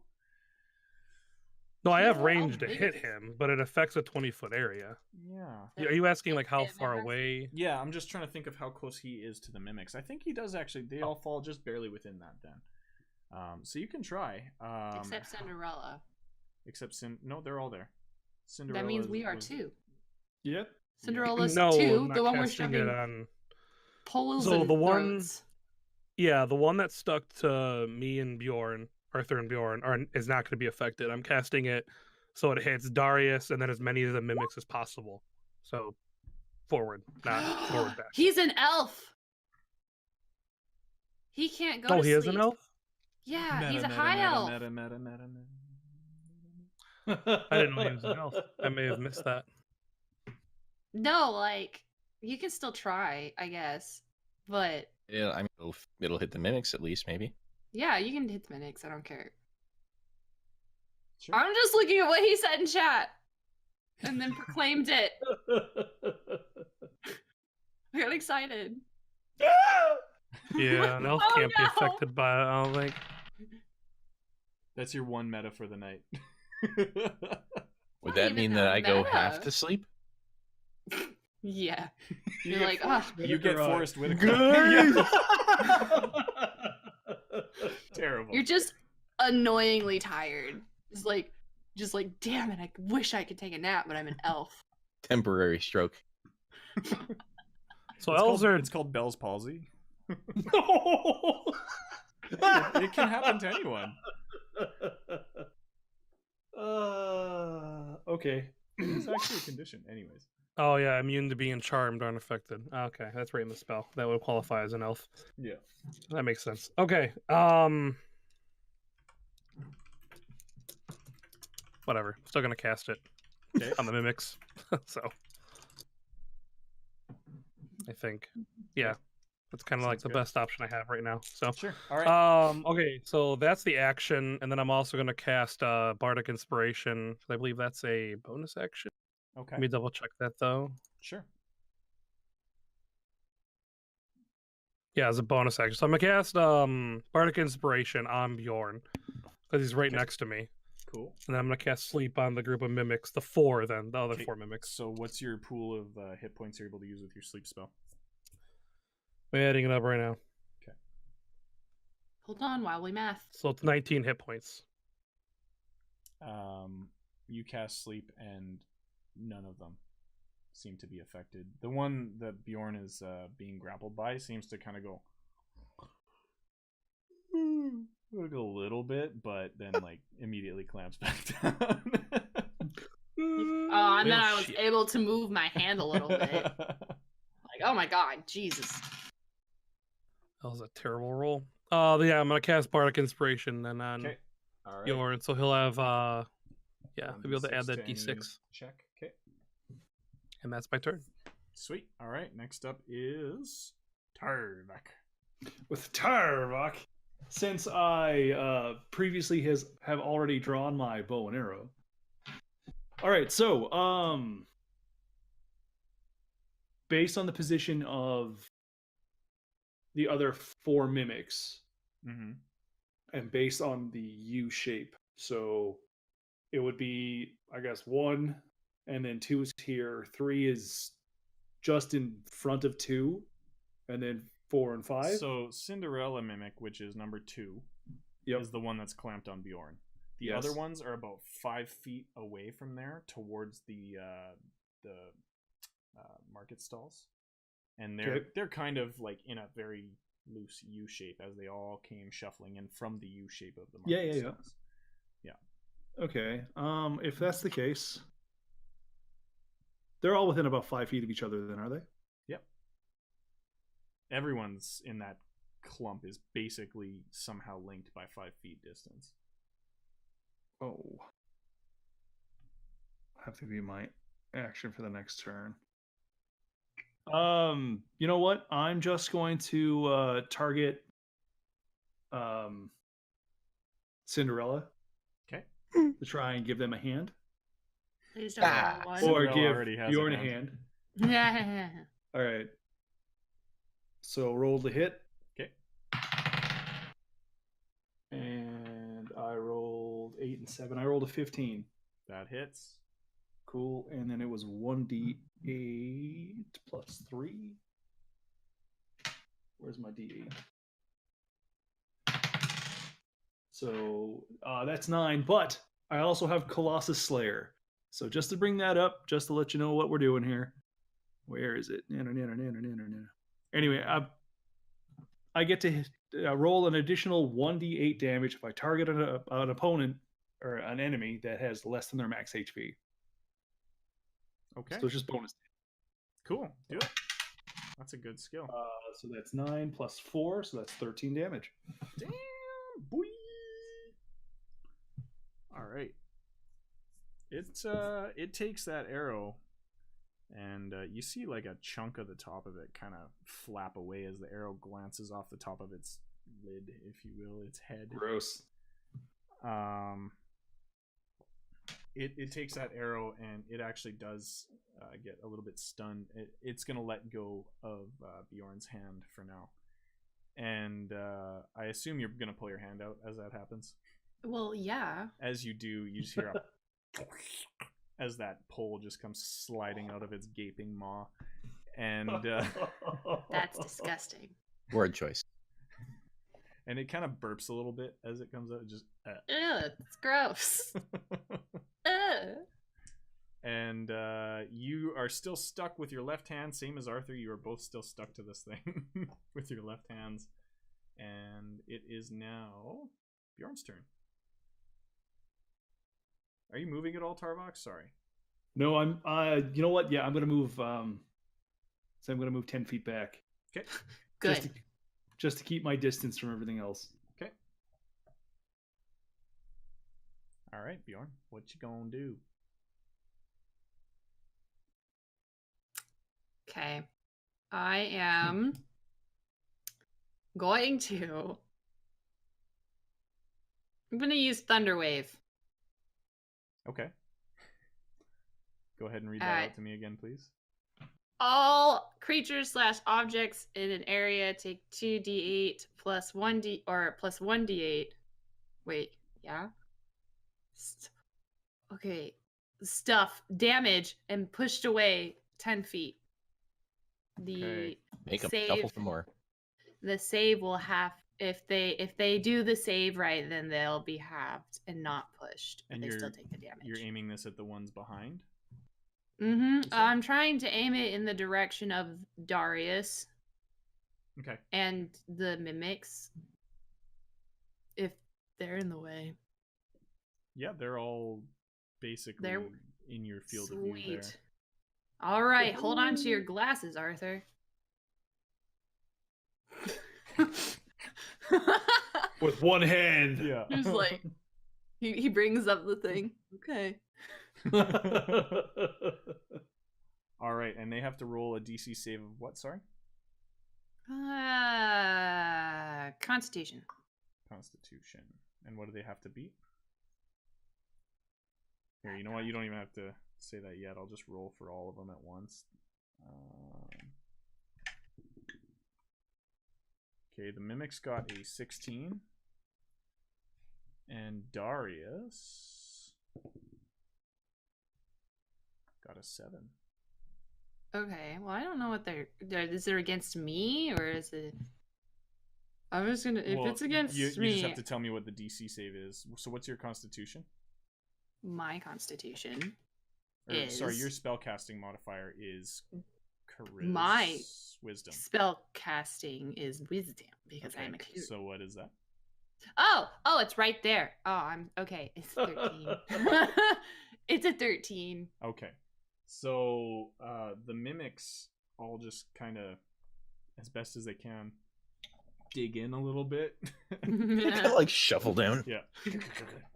And the thunder wave, it blasts against them. Go ahead and roll your 2 damage rolls, please. It's 2d8 plus 1d8 or thunder damage. I don't know what that means. I'm gonna look this up right now. Just Help! hold on. Okay. A wave of thunderous force sweeps out. Yes. But Each this creature in is a just 15 2d8. Okay. Must make a Constitution saving throw on a failed save. In the sheet, it Oh, this does is 15 rude. feet, so it's not even gonna hit Darius. 15 feet cube. Away from you, yeah. He's about 20 Mhm. feet away from you. On a failed save, creature takes 2d8 thunder damage and is pushed 10 feet away. On a successful save, creature takes half as much damage and isn't pushed. So just roll me 2d8. 14. So they take 7 damage. Okay. 7 doomage. Yeah, Were you 7 using- damage. What level of spell slot were you using there? I don't know. Pretty sure Was it's it yeah, just a because level I don't know one if you spell. haven't. Do you have any second level spell slots right now? Yeah. Oh, I is that what have. you were using? Second level or first level? What happens if I make it a second level? Then that's get to when roll add extra your die. 1d8. I get 1 extra d8. Yes. Fucking level 2. Make sure you burn that Freaking off on your sheet. 4. Roll So a 4, so this that's is 18 total, 9. so They 9 gotta damage. do- Oh, haha. Perfect. All right. Got it. Oh, Bravo, okay. bravo. Nice. She's learning. I am learning. I don't usually play characters. All right. Oh, I just about said HP amounts. Woo! All right, but 4 of those mics are taking that thunder wave right to the face. They were dug in quite well, and they just hold fast. But good hit, very good hit. Damn. Next up, We is- forgot the ground type. Or, well, she cast resistant to it. thunder. Sorry, Bjorn. He cast it at the 4. I don't think you cast it at the one that you were holding, right? And Arthur? No, that'd Yeah. be dumb because I'm attached to it. Yes. I pushed I just myself. see you Here guys we go go. flying 10 feet. All right. In what So, direction? It's Mimic turn. The one holding on to you, or that was holding on to you, is going to turn and try and strike Arthur, actually. I'm sorry, Arthur. I can fix this. What's your AC? 13, does that hit? 11. All All right, so it's gonna take a big old bite at you, and it's gonna hit with a 13. It basically turns and like spins to try and hit that arm that's kind of attached to it. Catches you with the corner, and that is. Boo! You take 7 damage. Arthur's very upset with this new scar that is now going to form on his freaking arm. Yeah. And as a reaction, he's going to cast Hellish Rebuke on the mimic. Cool. All right, so you point at it in anger. And Yeah, you just... what's the DC save on that one again? 13. 13. All right. And that yours is intelligence save, or what is that one? It's dexterity. Dexterity save. Okay, sorry. It does not resist. Roll me some damage there, fiery boy. I gotta find my D10s now. They're here somewhere. So for those of you who don't know, 16? Hellish Rebuke is a tiefling. It's an automatic cantrip that they can use at will when they take damage. Once per day. Is it once per day? Once every long rest. Oh, okay. I thought it was at will. It might be. It's infernal legacy or something. You get there it is. spells that you can only use once per day. Yeah, Thaumaturgy, Hellish Rebuke. It's once per long rest, not per day. Oh, well, essentially a day then with long rest. I mean, each damage. Okay, well, when he takes damage, which he just did, he is able to immediately react, basically point at the creature in anger, in demony, tieflingy anger, and it bursts into flames, and it has to save on dexterity to try not to get too flamey. My hand is on this. Why are you putting it burst into flames? So it's like hellfire, so it's not going to hurt any of us. And actually, this is one of the first times you've seen Arthur look extremely angry, like as his eyebrows furrow, and he gets into like more of like a battle-ready stance, I guess you could say. Like his skin probably even darkens a little bit, and then this fire just erupts from around this mimic. And it might actually even be hitting Bjorn, but oddly it doesn't burn him. It might look like it's burning Arthur even, but it's not at all. It's not harming us at all. Yeah, it's focused on whoever did the damage to him. How much damage was that again? I'm sorry. 16. 16. Oh, goodness gracious! Did you kill it? Flames of fire. This Melted flame seems to somehow basically cinder whatever adhesive is holding on to you guys, and your hands on the handle immediately just kind of release, and you are now free from this thing. It does not look too good. It seems like it's a little bit charred up from that, and you can see the eyes that were all across the top. These goopy gray eyes are just kind of like a little bit melty around the edges. It's kind of gross. This entire encounter's been really gross. Yep. All right. Next up are the other 4 mimics. They're gonna continue their push towards you guys. They're really close. They're just shuffling up the extra 5 feet and just move back 10 feet from him every turn. I mean, if they weren't attached to one, they probably could have. Mimic 1 misses their attack. Mimic 2 also misses their attack. Mimic 3, Bjorn, what's your AC? 18. 18, sorry. Mimic 3 hits. And Mimic 4 misses. Mimic 3 is going to... nipping at my fucking ankles. Or kneecaps. That too. Mimic 4 is going to try and basically swing. It's like leaping at you and swinging its lid to try and smack you with it. For 13 damage. It like basically like jumps off of the ground, smacks you with its lid square in the chest and the chin, and you are now like stuck to this mimic, and it's adhering to you with its eyes. I can do a thing. Blinking in your face right now. Fuck off. I can do a thing. As a reaction, when a creature I see within 5 feet hits me, I can thunderously rebuke. It can take 2d8 damage, So lightning damage. Basically like Hellish Rebuke, but Thunder Rebuke. Yeah. All right. So how does that? Here, let me look. What's the name of that? Wrath of the Storm, Tempest Domain. Okay. Does that eat up any spell slots or ability points? I don't know. This was the first time I remembered using it. Study your characters. All right. Let me just. Look I here. knew when I made the character, All right, okay. but I don't remember anymore. So I've never used it. I could have been. Just have it. There we go. I think I found it here.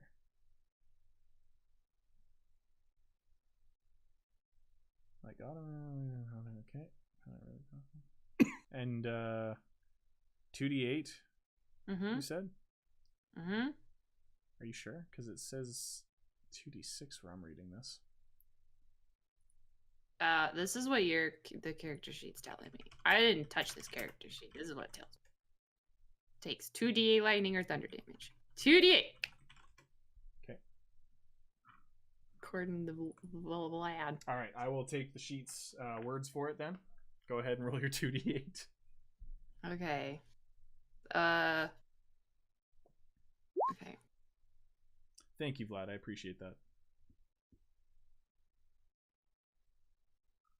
10. 10. All right. 10. We're getting some retcon stuff going on here. All right. So thank you, Josh. I appreciate you updating that. 3d10 was on Arthur's spell earlier, so I'm going to actually take one roll from you really quick. If you want, I'll take that off of him as well. And I'm taking the 10 7 off. more.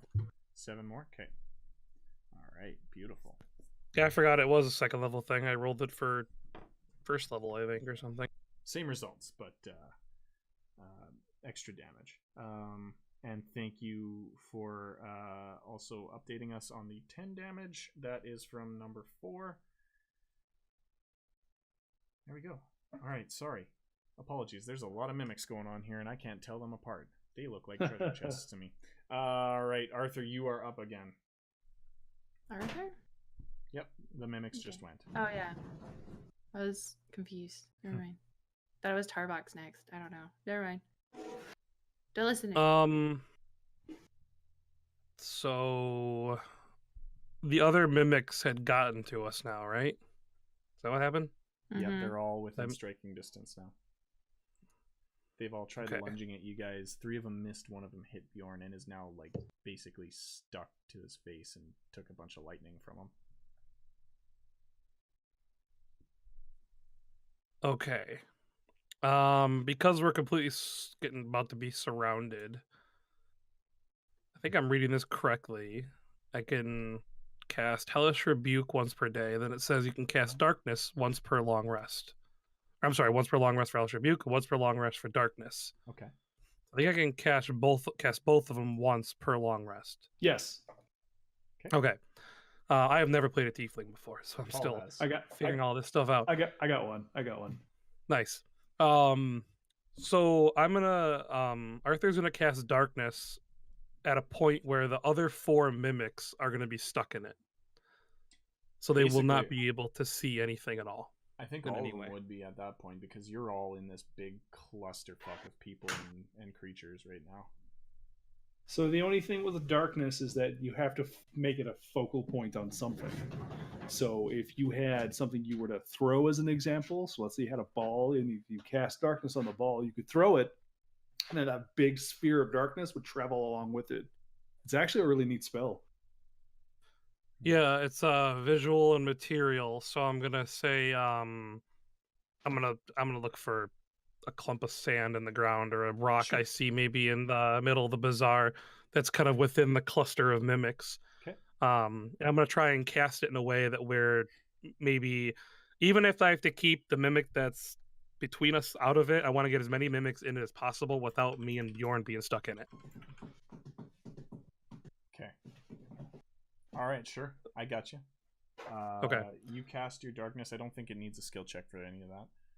Nope, it's a 15-foot radius sphere for the duration. It is concentration, so up to 10 minutes. Okay. So Arthur is kind of concentrating on this. He's just you know, All doing right. his best. I don't know. You whatever. aim a spot approximately 7.5 feet back from where you are, so that it catches those mimics, and you cast your spell, and you just hear a as you see just this big sphere of darkness come exploding out from the center of where you cast your spell, and it just halts at the 15 feet radius. It catches pretty much everything, including the mimics, except for you two standing there on the edge. We're getting a retcon saying that that's a 5th level spell. I'm pretty sure it's not. So it could be, but based on the fact that he's a tiefling, he has Yes. access to it It's right an, away. It's an innate ability. Yes. It's a 2nd level evocation spell. So it's not a 5th level spell. He is a sorcerer, though. Oh no, but sorcerer's a bard. He's it a would bard. it wouldn't matter because again, it's part of the infernal legacy Yeah. that he gets as a tiefling, so he just gets that skill right away. He has it at level 1. There you go. Yeah. Any other class that would use that spell would need to have a 2nd level spell slot to use it. All right. So after using that,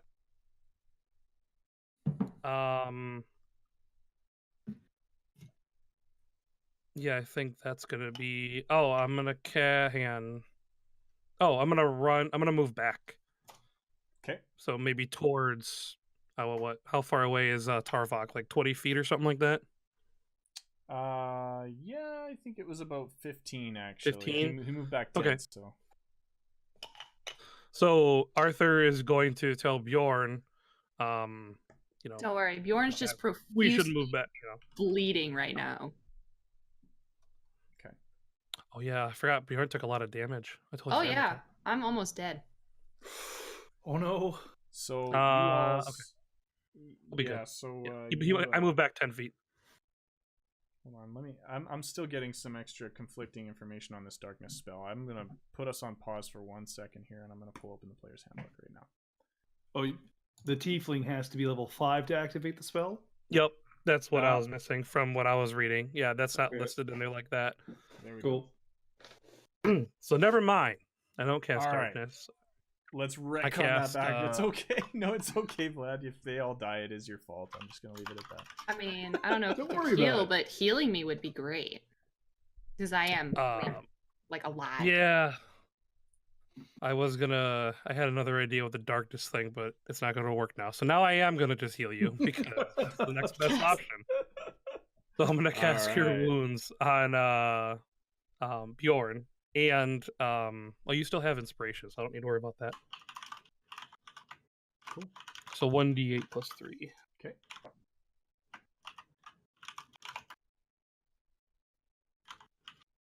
Yay, 4 health. He rolls a 1. Oof. Okay, that's better than nothing.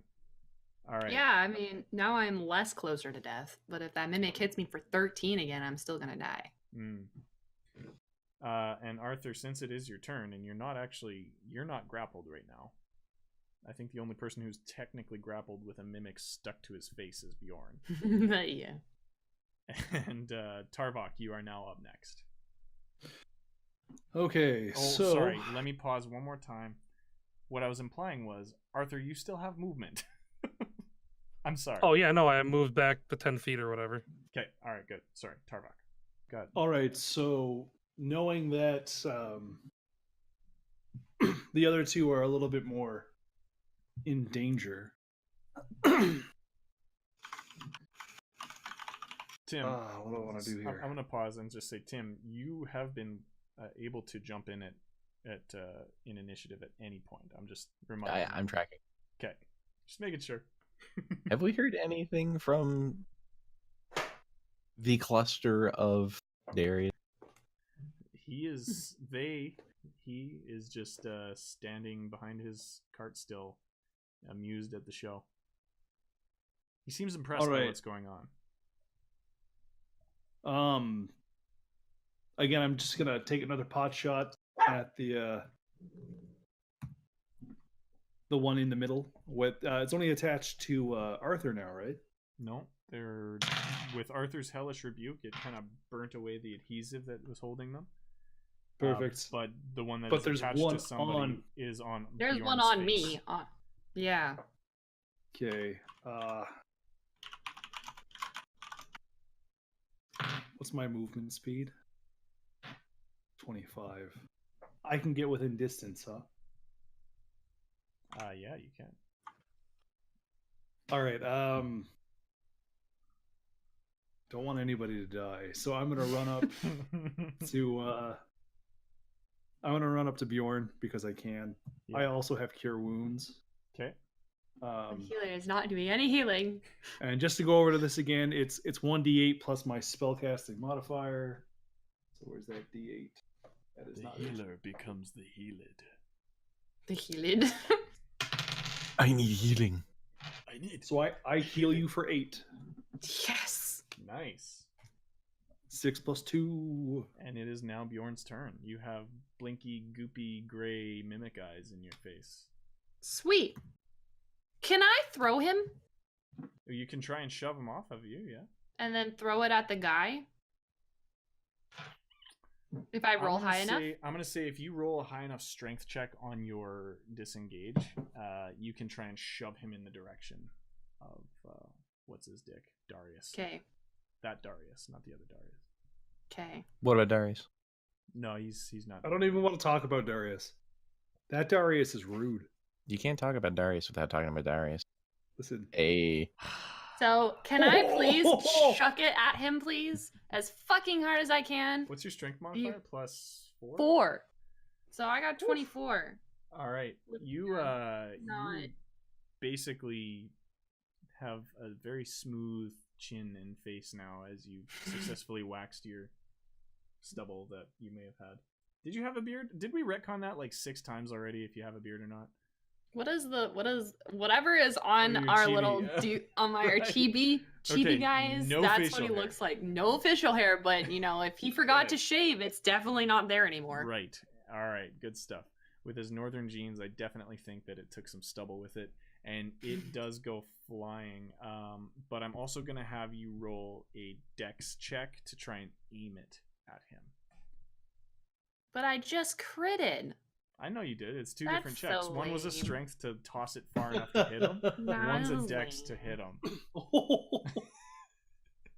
Can you feel the 17. I mean, plus even if- 1, even if- 18. So Gabe, right. fucking If get him he in the face. misses, at least the mimic goes flying past him. Yeah, that's true. All right, so this mimic goes and peels off your face as you just send it sailing across towards the market stall.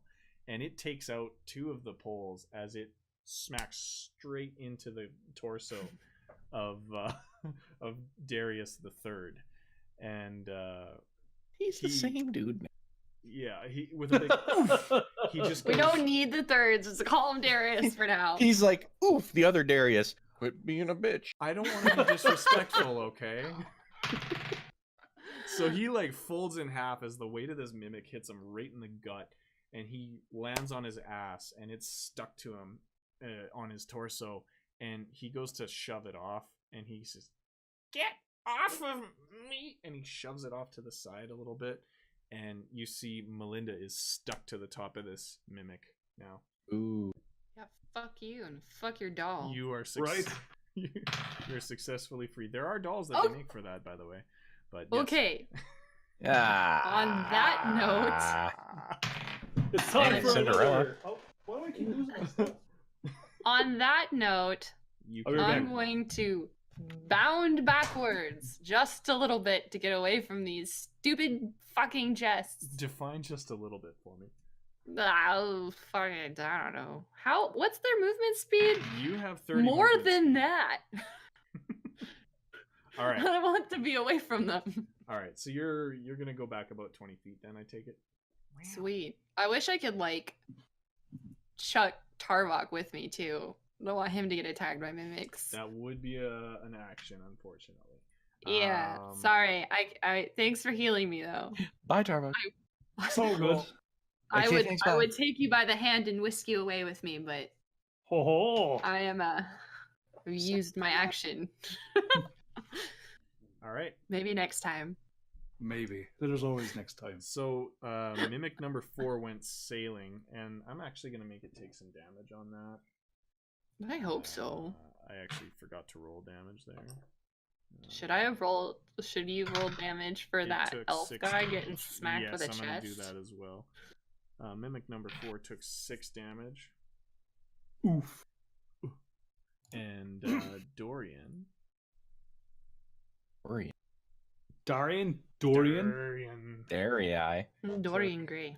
Darian took. I was just gonna He say. never ages, but his painting does. Ah! It's just not the League of Extraordinary Gentlemen, or Darius, that? not Dorian. Jesus, yes. I'm sorry. I did it. League of A Extraordinary mysterious, Gentlemen. mysterious Yes, it's stranger. also an old book. A mysterious stranger just appears behind the stalls, and his name is Dorian. No, it's Darius. All right, Mysterious Darius stranger, you say? took- G-Man.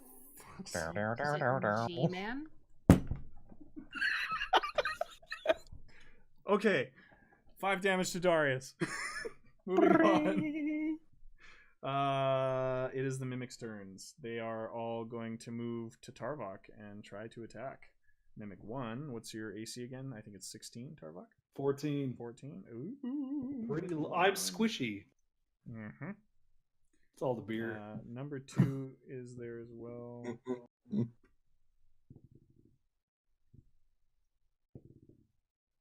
So 2 of the 4 remaining ones near you hit. Dirty. Ow. Yeah.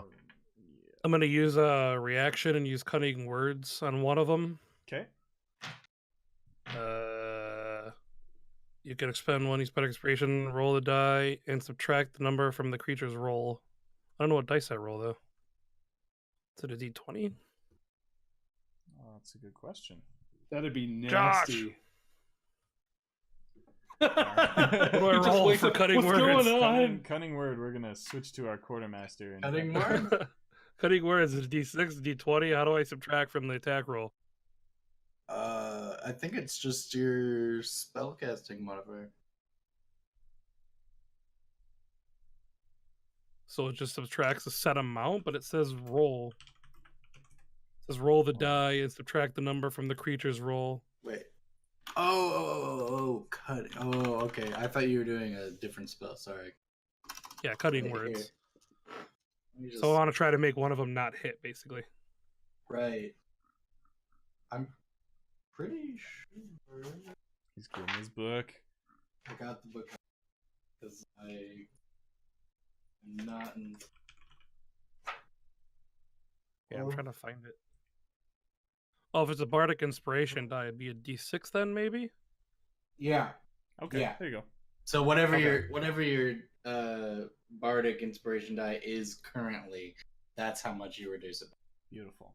Okay, so it'd be okay. So 1d6. Go So I'm gonna take, and I have to roll. I can use it after a roll, but Yep. before I know like the number you rolled. So I Okay. know that 2 of Oh. them hit. So I'm gonna roll. You know, it doesn't matter if you know the value. I just looked it up as well. You're Oh, allowed really? To know the, Okay. You're allowed to know the value of what the attacking roll is, so that way we can determine. Yeah. But anyway, it doesn't Oh. matter. It doesn't matter.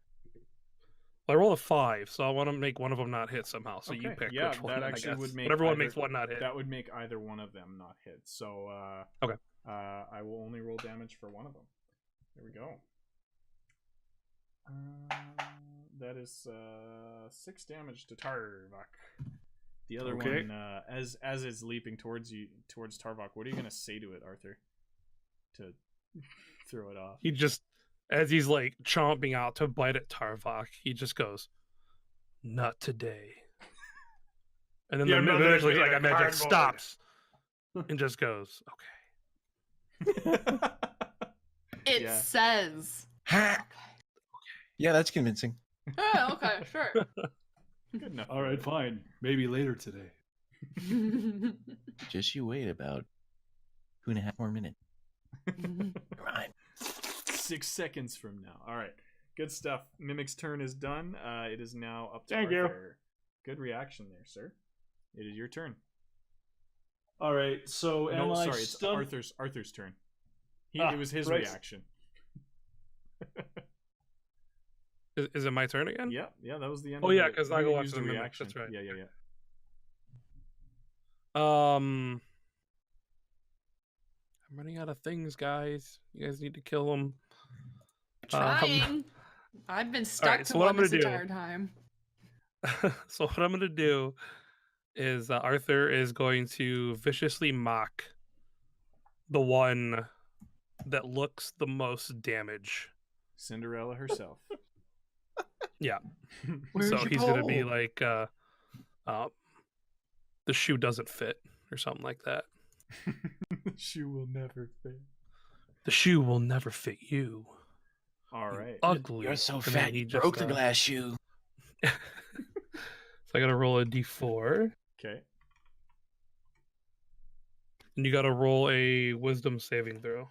Which I don't think a mimic is very wise. So 2 damage. 18.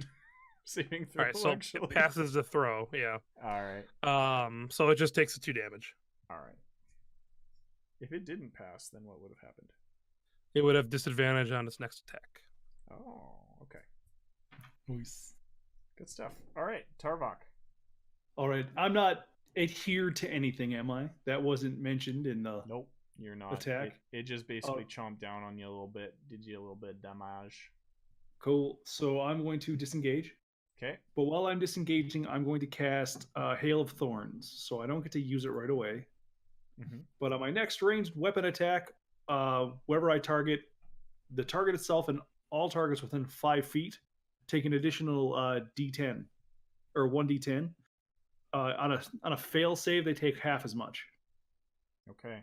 So I basically got an AOE lined up. Okay. So yeah, I'm going to disengage the full 25 feet. All right. You scoot back up, and you guys are all disengaging to the point where you're mostly up the hill towards where Tim has been kind of hanging out. It is Bjorn's turn right now. In the middle of all of this, Darius gets back up to his feet, and he's not too happy. He's kind of smacking the chest, trying to get the doll off, and he looks up at you as he finally peels the doll off with a little bit of damage to Melinda, and he says, "How many more of you do I need to bring up here?" And kind of snaps his fingers a little bit, and you see the stalls kind of shimmy a little bit and shake, and all of the items that were piled high on them, and some of the poles that were all broken and mangled from the middle one, they all kind of fall off, and the stalls themselves seem to open their eyes, and they start shimmying towards you guys. 5 stalls in total.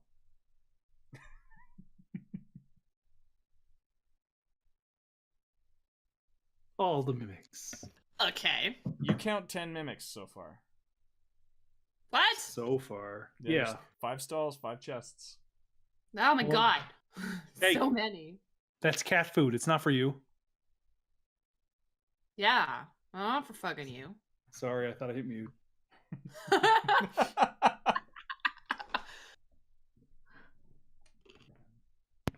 Little shit. All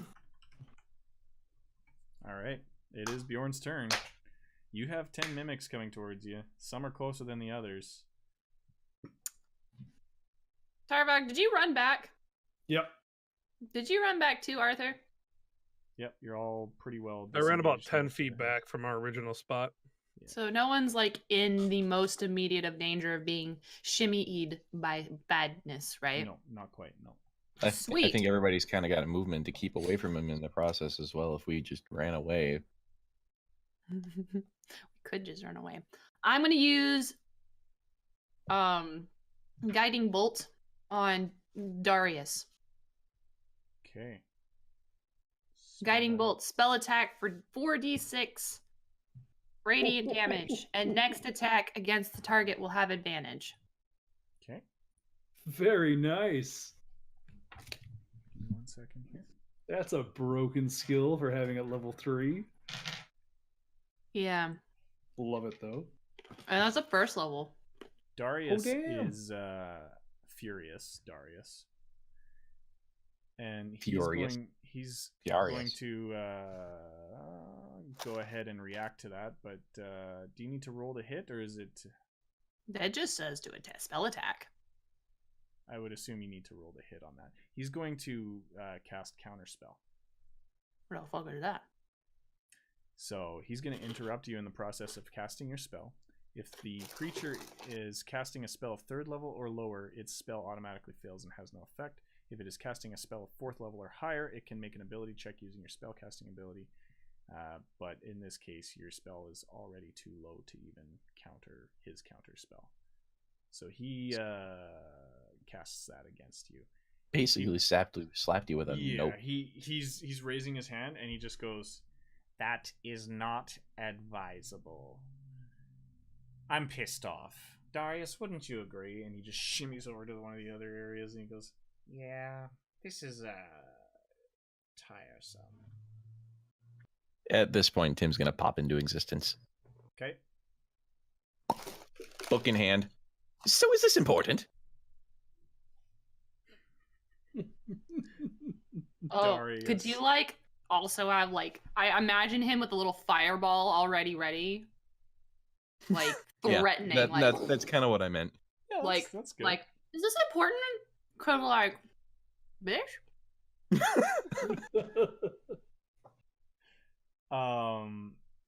So as you do that, Darius the Second, which is where he is standing right now, he goes, "See, I told you I thought he took it." And he shimmies back to the center of the area there, and he says, jeez.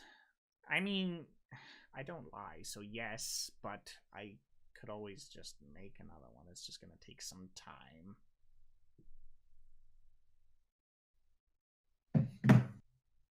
Well, you could always just throw another firebolt. He only has so many spell slots. It's going at him. Put the book away. Okay. Important. I'm keeping it. All right. Good stuff. All right. Holy shit! Who's got all the dice? Oh, that was me. Sorry. However, this firebolt is aimed at the doll. Ah. Oh, goody. Okay. Fucking great. Now we're really gonna die. All right. Hold on a second here. Let me see. I just need to make sure I know how many spell slots he has here. Yeah. Oh yeah. I'm gonna keep trying to do guiding bolt until I fucking get it.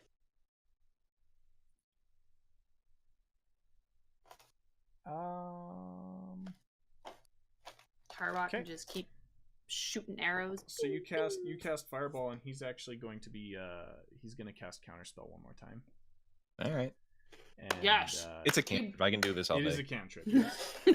and you, as you go to toss your firebolt, he just kind of extinguishes. He just does this again, and it just poofs out of his existence as it's inches from your hand. And he says, "You're making me quite tired. I will definitely punish you for this if you continue."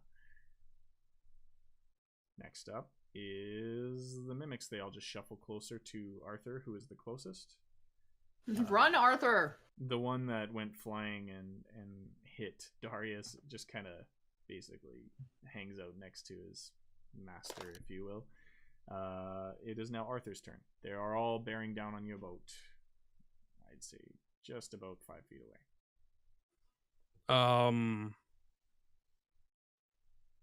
Hang on.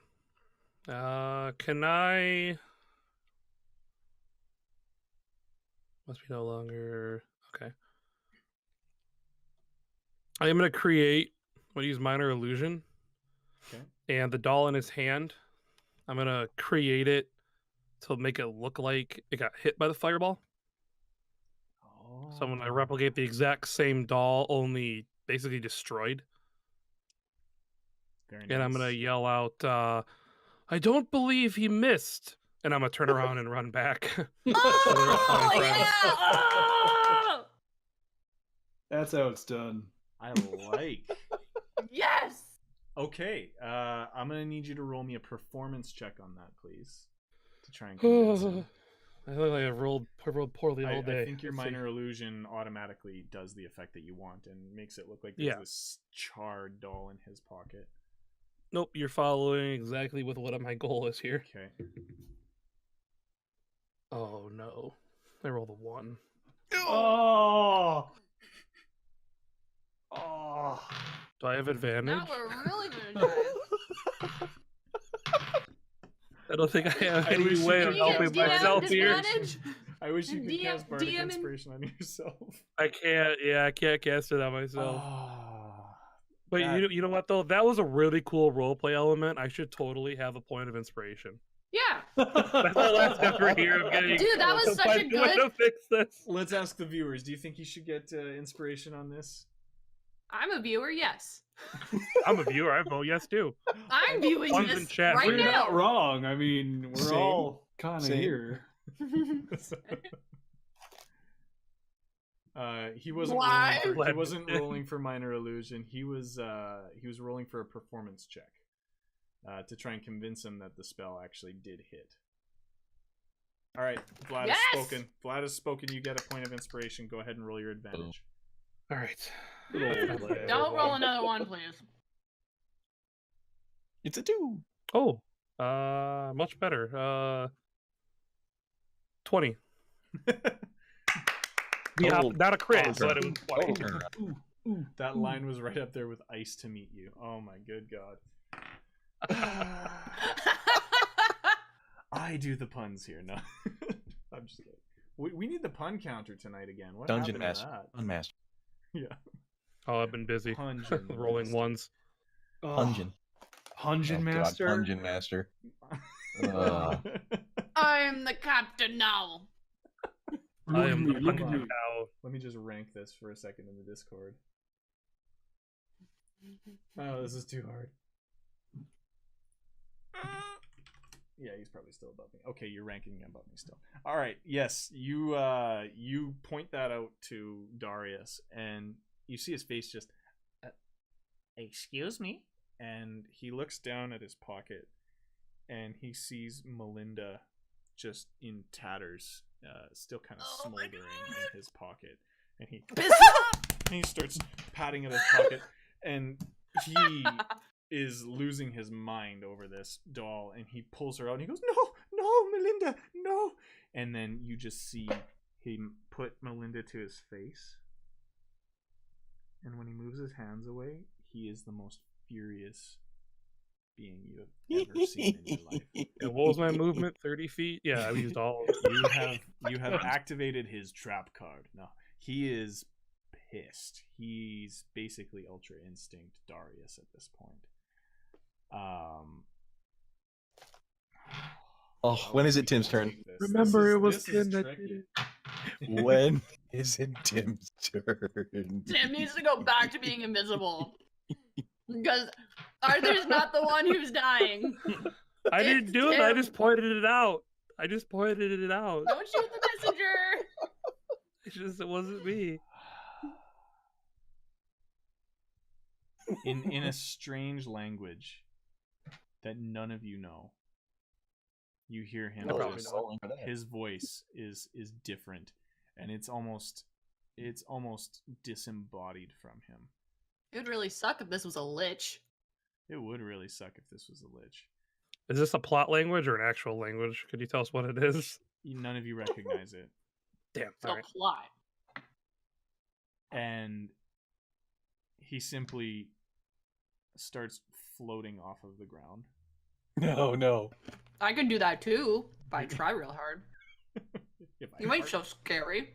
Fuck He- you. He floats about 10 feet off the ground, and he just stares at all of you in a big moment of pause. And all of the mimics have stopped moving. The 5 Good. tables That and the 5 was our main chests. concern. And you guys have really thrown the DM for a loop here. Congratulations. That's what I do. Work for it, sir. Time to earn your paycheck. Okay. We know what we're doing. He's gonna kill us. Don't egg him on. What's wrong with Or you? at least we think Bring we it. know what we're doing. I got more spells. I can do more things. I can do things too. I got You more see- things. go I got Firebolt to you all things. damn day. You see Darius as he's Still got the muttering in this strange language. he almost seems to just be pulsating energy, and he just slowly drifts backwards over the stalls that have moved forward from their spots, over the ramshackle bits and trinkets that were all over the floor and the ground, and he goes back towards the well. He hovers over it for a second, he points at Tim, and he just holds his hand there, and he continues to say something in this strange language. Can we do something? I need to disappear now. Can I get in front of him? In front of Tim? Mm-hmm. Yeah, if you want, you can. I'm gonna get in front of him. Okay. Try to stop it. As you do, you can feel this cold chill come over you, and it almost feels like pure hate going through you to Tim. Ew. It's cool. I still like him, so I'm still gonna get in the way. I know. I'm just telling you what's happening when you got in the way. And you feel nothing but dread, absolute dread. And as he starts lowering down towards the well, and as his face is starting to disappear below, he smiles at you all and he says, "Mason, was it?" And he lowers down into the well. I'm running to the well. Okay. Full on sprint. I'm jumping in. Okay. Bye, guys. See ya. I'm gonna go find Mason. I think he's in the well. I don't think that's what he meant. I'm gonna go find the doll and pick it up. Okay. And I'm gonna take mine. Are we out of combat, by the way? You are out of combat. The mimics actually are still not moving. He just kind of left them there. You're able to avoid them. You guys are way faster than these things. They can't catch up to you at this point. Yeah. So you could, as long as you avoid the fucking mimics, you're out of combat. Yes. So right, I'm gonna go get the doll. You go to look for take the minor doll. illusion off it. Yeah, you go to look for the doll. You pick it up off the ground where he left her, and as you remove your spell from it, you do notice that there is a little bit of damage from where he peeled it off the mimic, but otherwise it's fairly untattered. Do I have mending? I have fucking mending! Oh, you should use it on your fancy cloak too, your rug. Oh yeah, I'm good in that. All right, so we have Bjorn running towards the well. Arthur picked up the doll. Arthur's also gonna yell, Bjorn, don't jump in the well. He yells that out, like, hang on, like, hold on. He's looking at the rest of the group too, as everyone's kind of like, I imagine, figuring out what they're doing. How do you respond to that? I stop right in front of the well. Okay. And I yell in the well, Mason, are you down there? And in a slight dread-filled amusement moment, it actually takes a couple seconds for it to come back at you. And you hear your voice come back, and and you kind of you a little chuckle to yourself, but at the same time you're kind of it echoes, guys. Yeah. Tim, what are you doing at this moment? You just had the most disgusting feeling of dread. The second most disgusting feeling of dread. There was a moment in your recent past where you felt it more. Well, Tim's not gonna break it. Tim didn't break his composure. He immediately, once he got clear of the mimics, dude said the book was important. He cracks it open. Okay. You bust open this book. It's just a leather-bound green book. It's kind of tattered, a little bit tattered, but it's pretty well kept as far as ancient texts go. And it is written in a language that you don't recognize. It's handwritten. It almost seems to be a journal. Friends, you might want to look at this. Do I need to use my ball? I go read it. Okay. You all head over and check out this book, and I don't think any of you actually recognize the language attached to it. I use comprehend languages, and I read the book. Ooh. Nap. Can I solve everything with my balls? I can sure try. Comprehend languages. Just ask Cinderella. Does that include created languages, like something? Any written language that I can see. It's the literal meaning, though, so he doesn't get anything. Like, if it's a weird euphemism or a code, he won't understand it. But Oh the yeah, yeah. I literal don't. words on the Okay. page. I mean, if it's a journal. Yeah. Basically, what you can glean off of this this strange writing in the book is that this is years and decades and centuries worth of his own personal experimental notes and just findings and observations that he's made throughout his life. Okay. I mean, at this I, point, Tim's given go ahead. Arthur the book. Yep. Yeah, as Arthur was gonna say, that's why as like Tim kind of like hands it to him to hang on to, as like Arthur's kind of he has his hand on the pages and he's kind of like reading through it, and he shares that exact information back about how it's a book of all these different events. And Arthur says, you know, well, for about an hour at a time, I'll be able to comb through this pretty quickly. Give me some time. I'll see if we can get anything useful from it. And then he kind of like closes the book and kind of holds like waits for assurance, and then kind of puts it in his bag. Cool. We don't have time. Everything's gonna disappear by night by the time sun comes up. Well, I mean, that's less mimics for us to worry about. There's 10 of them over there. I mean, we only wounded one of them. But You want to actually hunt them? no, I don't. I want them to go away. But the well will go away.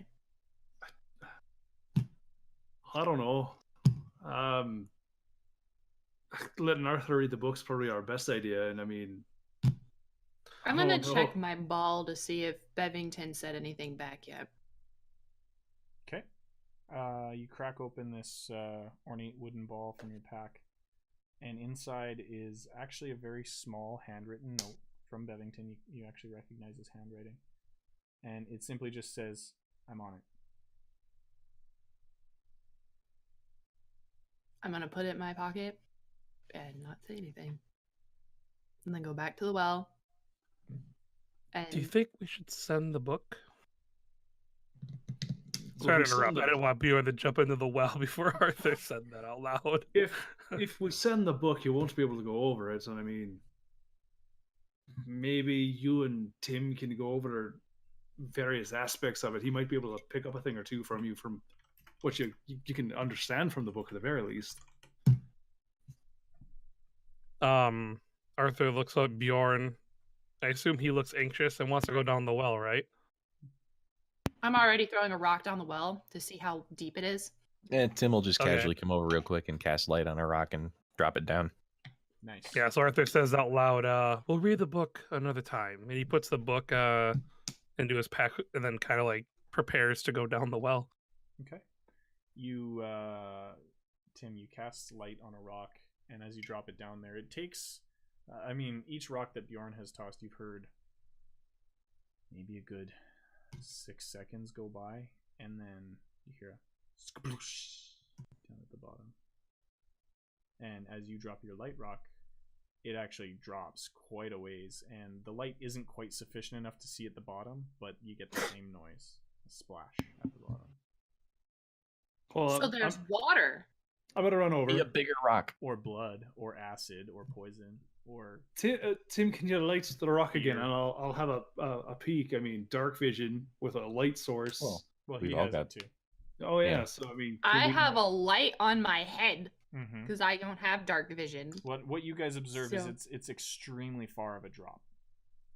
I'm going to do it. I'm going to put a rope and I'm going to scale down and then drop into the liquid. You have 50 feet of rope. That is a I think lot of several of us rope. have 50 feet of rope. We could tie the rope together. Okay, so collectively. So before we continue and we go on this path, let's do some quick outside the box thinking. So if we do all this and then we lower Bjorn down, and no offense, man, but you're a hefty fella, and I mean we all got some strength to us, but not that much. But what if we take too long and the sun comes and then the well is gone and then you just kind of disappear and we lose you? It doesn't seem like it's a good wager. And I mean, I'm not really a betting man unless it comes to drinks. So let's ask the betting man. Tim, what do you think? I mean, Arthur, Tim, do you guys have any idea on how weird magic wells work? Do I? And also, do I know whereabouts I am yet in the desert to know of like, oh yeah, I know this dude who lives just over that hill who can let us sleep there. You know, do still I know can't- anything about yeah, where I? You still can't quite place it, unfortunately. Nothing much. So has really everything changed is it. different Yeah. for me. There were buildings and stuff behind the shop, right? No buildings. No. So I'll reset the scene. So you had the pyramid that you initially visited. We'll say that direction is north. Behind it, further to the north, maybe a couple of kilometers away. Sorry, a mile and a half away for you Americans. Is a bunch of like rocky hoodoos, almost like mountains, but a bunch of rocky hoodoos. And then if you were to go south, basically where this market is actually pretty much where you guys missed it in. And if you went even further, I would say maybe like 50 miles to the south, you could see just some faint, more rocky hoodoos at the end there. So the market was just the mimics. Pretty much, it was something when And a well. when the sun went down. Never If mind. we wait for the sun to go down and then come back up, we're gonna have to deal with him again if he comes back. If that's the Right. case, though, we have leverage. I mean, we've got the doll. Mm-hmm. So there's that much, but in the same breath, I don't think running into this man anytime soon is a very wise idea. Not unless we set a trap. The man's I'm not good controlling at mimics and he's floating. I don't think a basic trap's gonna work. Trap card. Do you have a trap card, Tim? I didn't. Do you flip it over? But he has Blue Eyes White Dragon. Dark magician. No, that's what went down the well. I am not sure if going down the well will get us any closer to Mason. But he said I'm not his sure, though. name. I think Look. maybe we gave him a new purpose.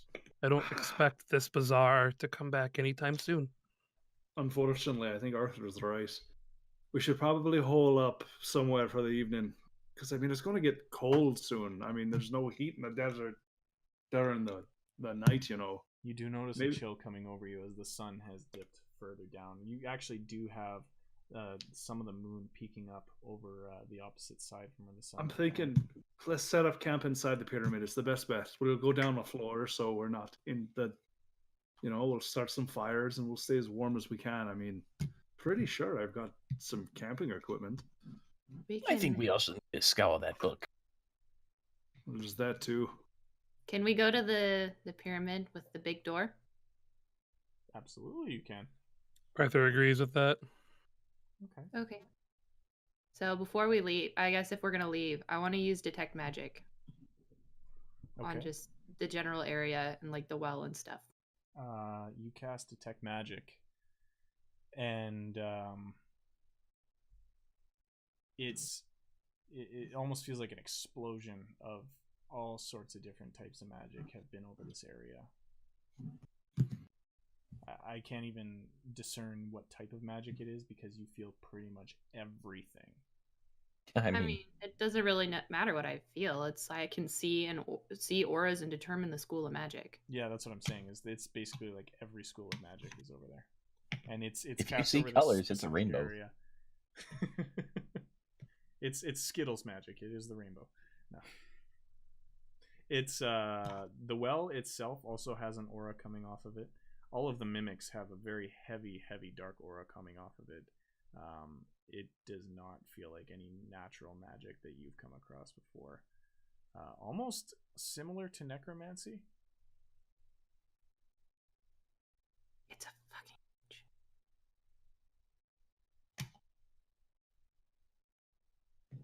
And are you coming? Because Yeah. oh, you're just standing out there sniffing the air. I mean, I get it, magic. Ooh. But I'm cold and hungry, and so Okay. I'll follow Tarbok then. Okay. So I assume everybody else already went because I stayed behind to look. No, Arthur was waiting for Bjorn. He was going to be the last one to walk. Okay. As soon as Alright. Bjorn starts walking, Arthur kind of spins, puts his sunglasses back on for no reason, and then starts following everybody. oh, it's a weird day. It's a very weird day. All right, so you all make your way back towards the pyramid, and it's exactly how you left it.